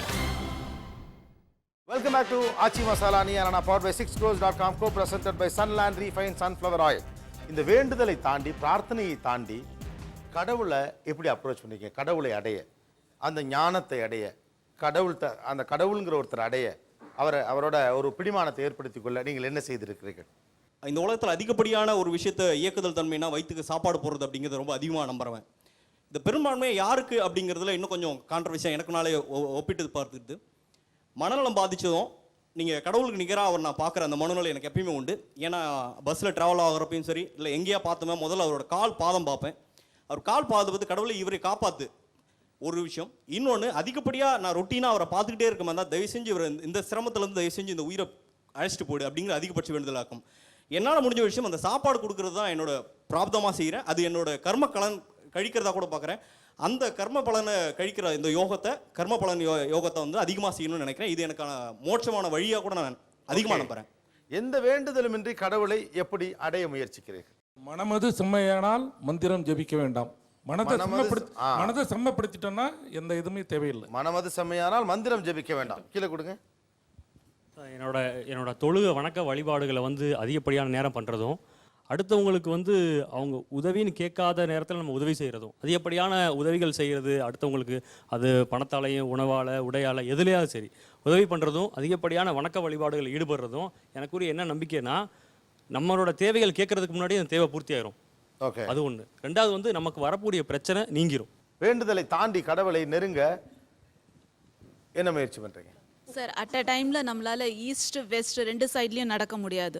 நீங்க கடவுளை நோக்கி முன்னேறணும்னா இந்த இந்த உலகத்தில் இருக்கிற சுகங்களை கொஞ்சம் கொஞ்சமாக தியாகம் பண்ணணும். கோபம் காமம் எல்லாத்தையும் தியாகம் பண்ணி ஆகணும். கொஞ்சம் கொஞ்சமாக நம்ம மனசுலேருந்து அதெல்லாம் தியாகம் பண்ண முயற்சி பண்ணணும். கடவுள் நாமாவை தினம் சொல்லிகிட்டே இருக்கிறதுனால அந்த நம்ம அதுலேருந்து வந்துடுவோம். கொஞ்சம் கொஞ்சமாக விலகி வரும்போது கடவுளை நோக்கி நம்ம முன்னேறுவோம். ஆண்டவனை எந்த பிரார்த்தனையும் இன்றி எப்படி அடைகிறீர்கள்? அவ்வளோதான் சார். புறப்பொருளை வெறுத்து, புறப்பொருள் அப்படின்னா பொருள்களை கடந்து, கடவுள் அப்படின்னு சொன்னீங்கன்னா கடை அப்படின்னா பொருள்களை கடந்து, உள் அப்படின்னா உயிர்களை நேசித்தல், அந்த ஆன்மாவை நேசிக்கணும். இல்ல இல்ல, அது உள்ள உயிர்களை நேசித்தல், உயிர்களோட தொடர்புடையது. உள் அப்படின்னு சொன்னா சார் கட உள்னா உங்கள் உள்ளத்தை கடத்தல், உள்ளத்தை கடை, அதுதான் கட உள். பிரார்த்தனைகளை கூட நமக்கு இது கொடுன்னு நாம் வேண்டுவதை விட ஒரு ஏழைக்கு உதவுறோம் வைங்க, அவன் நமக்காக பிரார்த்தனை பண்றான்னு வைங்க, அது பலிக்கும். Super point. எனக்காக நான் வேண்டுவதை விட இன்னொருவன் எனக்காக வேண்டுகிற போது அது பலிக்கும். எந்த அளவுக்குன்னு சொன்னால் அது விதியையே மாற்றம்னு நபிகள் நாயகம் சொல்கிறேன். ஆஹா, நாம் எனக்கு ஆயுசு கொடுன்னு சொல்லிட்டு அவன் எதுக்கு கொடுக்குறான்? அது இன்னொன்று மறந்துடுறோம். நம்ம என்ன ஒரு சம்பளம் மாதிரி கூலின்னு சொல்லுவார். குரானில் வார்த்தை வர்றது ஆண்டவன் கூலி கொடுப்பான். அப்போ நம்ம ஒர்க் பண்ண தானே கூலி கொடுப்பான். பெரும்பாலும் நம்ம ஒர்க்கே பண்ணுறதில்ல, கூலி மட்டும் கேட்குறோம். கூலி கொடுக்காட்ட கோவிச்சுக்கிறோம். இது நியாயமே இல்லை. இன்னொன்று கேட்காமே அவன் கொடுப்பான். நம்முடைய தேவைகள் என்னன்னு அவனுக்கு தெரியும். அதனால் நம்ம கேட்டு தான் அவன்கிட்ட பெறணுங்கிறதும் கிடையாது. இதெல்லாம் ஆண்டவனை பற்றிய ஒரு குழப்பமான சிந்தனைகளுடைய காரணம். இறைவன்கிட்ட எதை போய் கேட்குறதுன்னா நமக்கு நல்லதுன்னு நினைப்போம் நம்ம சிலது, அது வந்து சரியாக இருக்காது.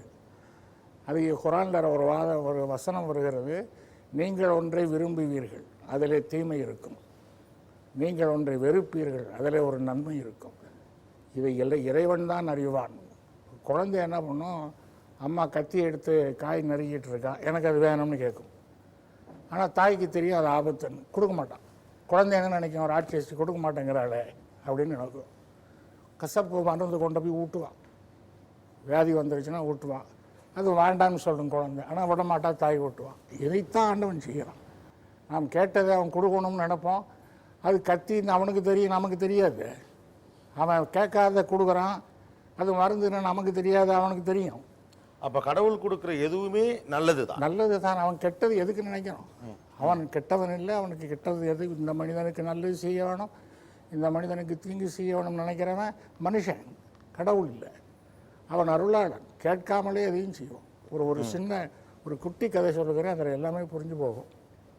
ஒரு பெரியவருக்கு 2 பெண்கள் திருமணம் பண்ணி கொடுத்துட்டார். 2 பெண்களையும் பார்த்துட்டு வரலான்னு புறப்பட்டார். மூத்த பெண்ணை பார்த்தார், எப்படிமா இருக்கிறேன், நல்லா இருக்கிறேன், நல்ல மழை பெஞ்சா நல்லா இருக்கும்பா நீ வேண்டினா. அவனுடைய கணவன் விவசாயி, விதை போட்டிருக்கான். உடனே என்ன பண்ணார், இறைவா நல்ல மழை பெய்ய அருள் செய்வாயின்னு வேண்டிக்கிட்டார். அடுத்தவன் தங்கச்சியை பார்த்துட்டு வரேம்மான் பக்கத்தில் இருக்கிறான், அவர்கிட்ட போனார். எப்படிம்மா இருக்கேன், நல்லா இருக்கிறேன், மழை பெய்யாமல் இருந்தால் நல்லா இருக்கும்பா. அவன் ஏன்னா அவருடைய கணவன் வந்து குயவன், சட்டிப்பானை செஞ்சு காய வச்சுருக்கான், மழை பெஞ்சால் பூரா போயிடும். ஒரு என்ன செய்யுதுன்னு புரியலை. ஏன்னா அந்த மழை பெஞ்சால் இந்த மகளுடைய வாழ்க்கை கெட்டு போகும், மழை பெய்யலைன்னா அந்த மகளுடைய வாழ்க்கை கெட்டு போகும். அப்போ தான் அவருக்கு ஞானம் வருது, இறைவா நான் உனக்கு கமாண்ட் பண்ணுறேன், இதை செய் அதை செய்யணும், இது தப்பு, நீ என்ன விரும்புகிறியோ அதை செய். ஏன்னா நாம் கேட்கறது இன்னொருத்தனுக்கு தீமையாக இருக்கலாமே, அது இறைவனுக்கு தெரியும் எதை என்ன செய்கிறது. இந்த நாயனார்கள் எப்படிப்பட்டவர்கள் என்றால், அவர்கள் இறைவனே வந்து உனக்கு வீடு வேறு தருகிறேன்னு சொன்னால் கூட தயவு செஞ்சு எதையும் கொடுக்காது, திஸ் இஸ் நாட் பிஸ்னஸ். நான் பக்தி கொடுக்குறேன் என்பதற்காக நீ எதையாவது கொடுக்கணும்னு நினைக்காதே என்று சொல்லுவாங்களாம். கூடும் அன்பினில் கும்பிடலே என்று வீடும் வேண்டா விரலின் வழங்கினாருங்கிறார். இதுதான் உண்மையான பக்தி. நீ ஏதாவது தரணும்னு விரும்பினீங்கன்னா தந்துடாதே, பிஸ்னஸ் ஆகிடும், பண்டமாற்றாயிடும். இன்றைய கவிக்கோ அப்துல் ரஹ்மானின் இறை தேடல் எப்படிப்பட்டது? இறை தேடலாம், கிடைச்சி விட்டான், அப்புறம் தான் இங்கே தேடல். அவர் உள்ளே இருக்கிறான் என்பதை எந்த கணம் ஒரு மனிதன் உணர்கிறானோ தேடல் என்பதே கிடையாது. இறைவன் தான் நம்மளை தேடிக்கிட்டு இருக்கான், நாம் தேட வேண்டிய அவசியமே இல்லை. அவன் உள்ளே இருக்கான், உள்ளே இருக்கிறான் என்பதை எந்த கணம் உணர்கிறோமோ அந்த கணம் எல்லாமே முடிஞ்சு போயிடுது, தேடல்கள் கிடையாது. ஓகே ஃபாதர், இப்போது கிறிஸ்தவத்தில் நிறைய பிரார்த்தனைகள் இருக்குது. நிறைய மக்கள் பிரார்த்தனை பண்ணுறாங்க, ஸ்கூலில் ப்ரேயர்ஸ் வச்சுருக்காங்க, மாசஸ் இருக்குது, நிறைய இருக்குது.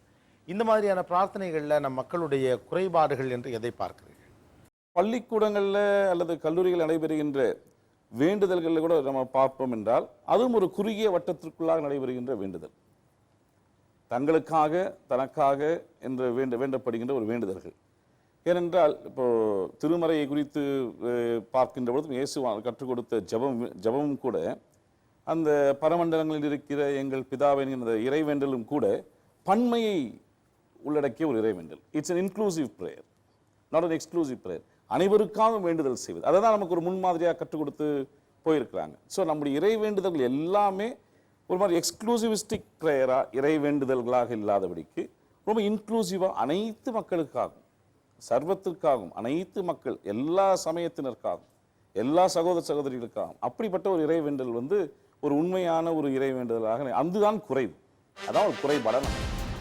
ஒரு சிறிய இடைவெளிக்கு பிறகு பேசலாம். இது ஆச்சி masala நீயானா, powered by 6crores.com, co-presented by Sunland Refined Sunflower Oil.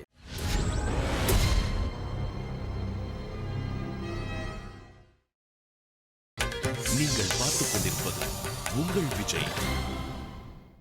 Welcome back to Aachi masala நீயானா, powered by 6crores.com, co-presented by Sunland Refined Sunflower Oil. Neelakanta Aravindan, பிரார்த்தனை, வேண்டல், இதை பற்றி உங்களுடைய அபிப்பிராயம் என்ன? இது ரெண்டு கடவுள் கோட்பாடுகளுக்கான தாவலாக பார்க்கலாம்.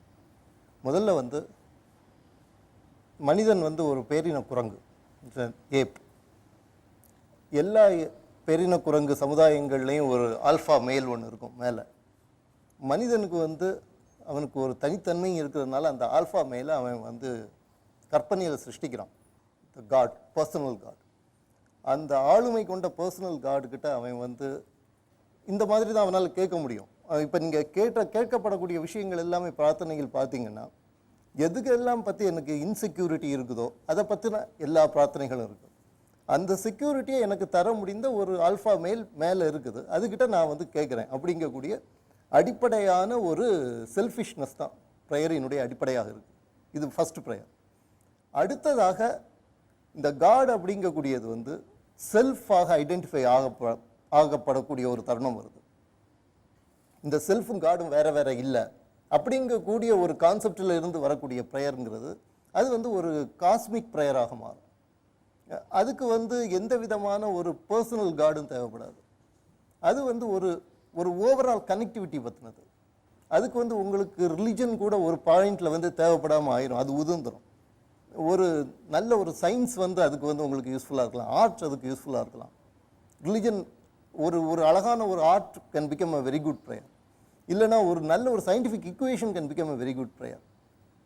பட் ப்ரேயர் அப்படின்னு நீங்கள் எடுத்தீங்கன்னா அதனுடைய எஃபிகசி எந்த அளவுக்கு உண்மை அப்படின்னு பார்க்கும்போது இன்னைக்கு வரைக்கும் உள்ள எல்லா சயின்டிஃபிக் ஸ்டடீஸும் ப்ரேயர்னால ஒரு மாற்றத்தை டேஞ்சிபிளாக உங்களால் ஏற்படுத்த முடியுமா அப்படிங்கக்கூடிய பல ஸ்டடீஸ் நடந்திருக்கு. ஸோ அப்படி நம்ம பார்க்கும்போது எந்த ஒரு டேஞ்சிபிளான மாற்றத்தையும் ப்ரேயர் இந்த நிமிஷம் வரைக்கும் ஏற்படுத்தியதற்கு ப்ரூஃப் கிடையாது. இது எல்லாமே கோயின்சிடென்சஸில் நடக்கக்கூடியது. ஆனால் பர்சனலாக எனக்கு அந்த கோயின்சிடென்ஸ் நடக்கும் பொழுது அது எனக்கு ஒரு பெரிய விஷயமா தெரியுது. எனக்கு குழந்தை இல்லாமல் இருந்து நான் ஒரு இடத்துல போய் கும்பிட்டு அதனுடைய விளைவாக எனக்கு ஒரு குழந்தை பிறக்குது அப்படின்னு நான் நினைக்கிறேன். அது ஒரு உண்மையில் ஒரு கோயின்சிடென்ஸ். அதுக்கு எந்த ஒரு ஸ்டாட்டிஸ்டிக்கல் சிக்னிஃபிகண்ட் ரிசர்ச்சோ ஸ்டடியோ கிடையாது. ஸ்டடீஸ் பண்ணியிருக்காங்க, அந்த ஸ்டடீஸ் வந்து இதுக்கு ஸ்டாட்டிஸ்டிக்கல் சிக்னிஃபிகன்ஸ் கிடையாதுங்கிறத ப்ரூவ் பண்ணியிருக்கு. ஸோ இந்த மாதிரிப்பட்ட ஒரு சூழ்நிலையில் இந்த டேஞ்சிபிளான மெட்டீரியல் காசஸுக்கான ப்ரேயர் அப்படிங்கக்கூடியது வந்து அதனுடைய வலிமை இழக்குது. அது வந்து ஒரு இனிஷியல் கிண்டர் கார்டன் டைப்பான ப்ரேயர். அதற்கு அடுத்ததாக போய் தன்னை பிரபஞ்சத்தோட கனெக்ட் பண்ணி கொண்டு தன்னுடைய சுயத்தை அந்த பிரபஞ்சத்தில் உள்ள கலெக்டிவிட்டியோட இழக்கக்கூடிய ஒரு தன்மை மனுஷனுக்கு தொடக்க காலத்திலேருந்து இருந்திருக்கு. எவல்யூஷனரிலி இட் இஸ் இன்பில்ட். அதுதான் இந்த ரிலிஜன், சயின்ஸ் எல்லாத்துக்குமே அடிப்படை. அதை நோக்கி நாம் செல்லக்கூடிய எந்த ஒரு முயற்சியும் அது உண்மையான ப்ரேயராக இருக்கும். பட் ஒரு சாதாரண ஒரு காமன் மேனுக்கு அது ஒரு பாசிட்டிவான ஒரு டிரைவை கொடுக்குது தானே. இந்த கோவிலில் போயிட்டு நான் இந்த சாமியை கும்பிட்டேன்னா எனக்கு குழந்தை பிறக்கும், இங்கே தொட்டில் கட்டினா எனக்கு குழந்தை பிறக்கும், இங்கே மாங்கல்யம் செஞ்சு போட்டால் கல்யாணம் நடக்குங்கிற ஒரு பாசிட்டிவ் டிரைவை அது தர்றப்ப அதை ரொம்ப அறிவியல் ரீதியாக பார்க்கணுமா என்ன? அந்த அதுவுமே அந்த அறிவியல் தானே. கம்ஃபர்ட் ஜோனுக்குள்ள இருக்கக்கூடியவங்கள வலுக்கட்டாயமா பிடிச்சு இழுத்து அதை விட்டுட்டு நீ வா, அதுக்கு சயின்டிஃபிக் பேஸ் கிடையாது அப்படின்னு நான் சொல்லலை. ஆனால் சயின்ஸ் கட்டாயமாக இதை ஆராய்ச்சி பண்ணணும் அப்படிங்கக்கூடிய ஒரு தேவையும் இருக்குது. சயின்ஸ் ஷுட் அண்டர்ஸ்டாண்ட் உண்மையில் ப்ரேயருக்கு ஏதாவது ஒரு எஃபெக்ட் இருக்குதா அப்படிங்கக்கூடிய சயின்ஸ் கட்டாயமாக அண்டர்ஸ்டாண்ட் பண்ணணும். ஸோ அந்த ப்ரேயரால் பலன் இருக்காங்கிறத சயின்ஸ் ஆராயணுங்கிற ஒரு விஷயத்தை ஆராயணும். இன்னைக்கு வரைக்கும் ஆராய்ஞ்சிருக்கு. அதில் வந்து ரிசல்ட் வந்து ஸ்டாட்டிஸ்டிக்கலி இட் இஸ் இன்சிக்னிஃபிகண்ட் அப்படிங்கிறது இருக்கு. அதனால ப்ரேயர் பண்ணக்கூடிய அதை தாண்டி உலகம் முழுவதும் ப்ரேயர்ஸ் நடந்துகிட்டே தானே இருக்கு. ப்ரேயர் கட்டாயமாக நடக்கும். ஏன்னா as I said, இது வந்து evolutionary it is part of us. நம்ம வந்து will always look towards a higher alpha male, ஒரு செலஸ்டியல் ஆல்ஃபா மேல நாம் என்றைக்குமே பார்த்து அதுக்கிட்ட சில ப்ரேயர்ஸை நம்ம வச்சுக்கிட்டே தான் இருக்க போகிறோம். அந்த காமன் மேன் இந்த ப்ரேயருக்குள்ள என்னென்ன சின்ன விஷயங்கள் எல்லாம் கேட்டுட்டு இருக்கு. உங்களுக்கு ரொம்ப ஆச்சரியமா இருக்கு, இந்தந்த சின்ன விஷயத்தை எல்லாம் போய் ப்ரேயரில் கேட்குறாங்களே அப்படின்னு எதையெல்லாம் நீங்கள் சொல்லுங்க. இல்லை, எனக்கு ரொம்ப ஃப்ராங்காக சொன்ன ஆச்சரியமா இல்லை. ஏன்னா எல்லா விஷயங்களையுமே அவன் வந்து ப்ரேயரில் கேட்க தான் செய்வான். இன்னொரு முக்கியமான விஷயம் ப்ரேயரில் நீங்கள் பார்த்தீங்கன்னா தெரியும்,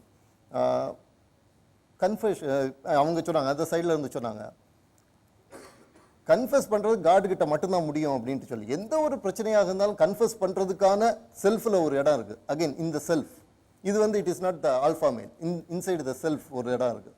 அந்த இடத்த உருவாக்குறதுக்கும் ப்ரேயர் வந்து ரொம்ப யூஸ்ஃபுல்லாக இருக்குது.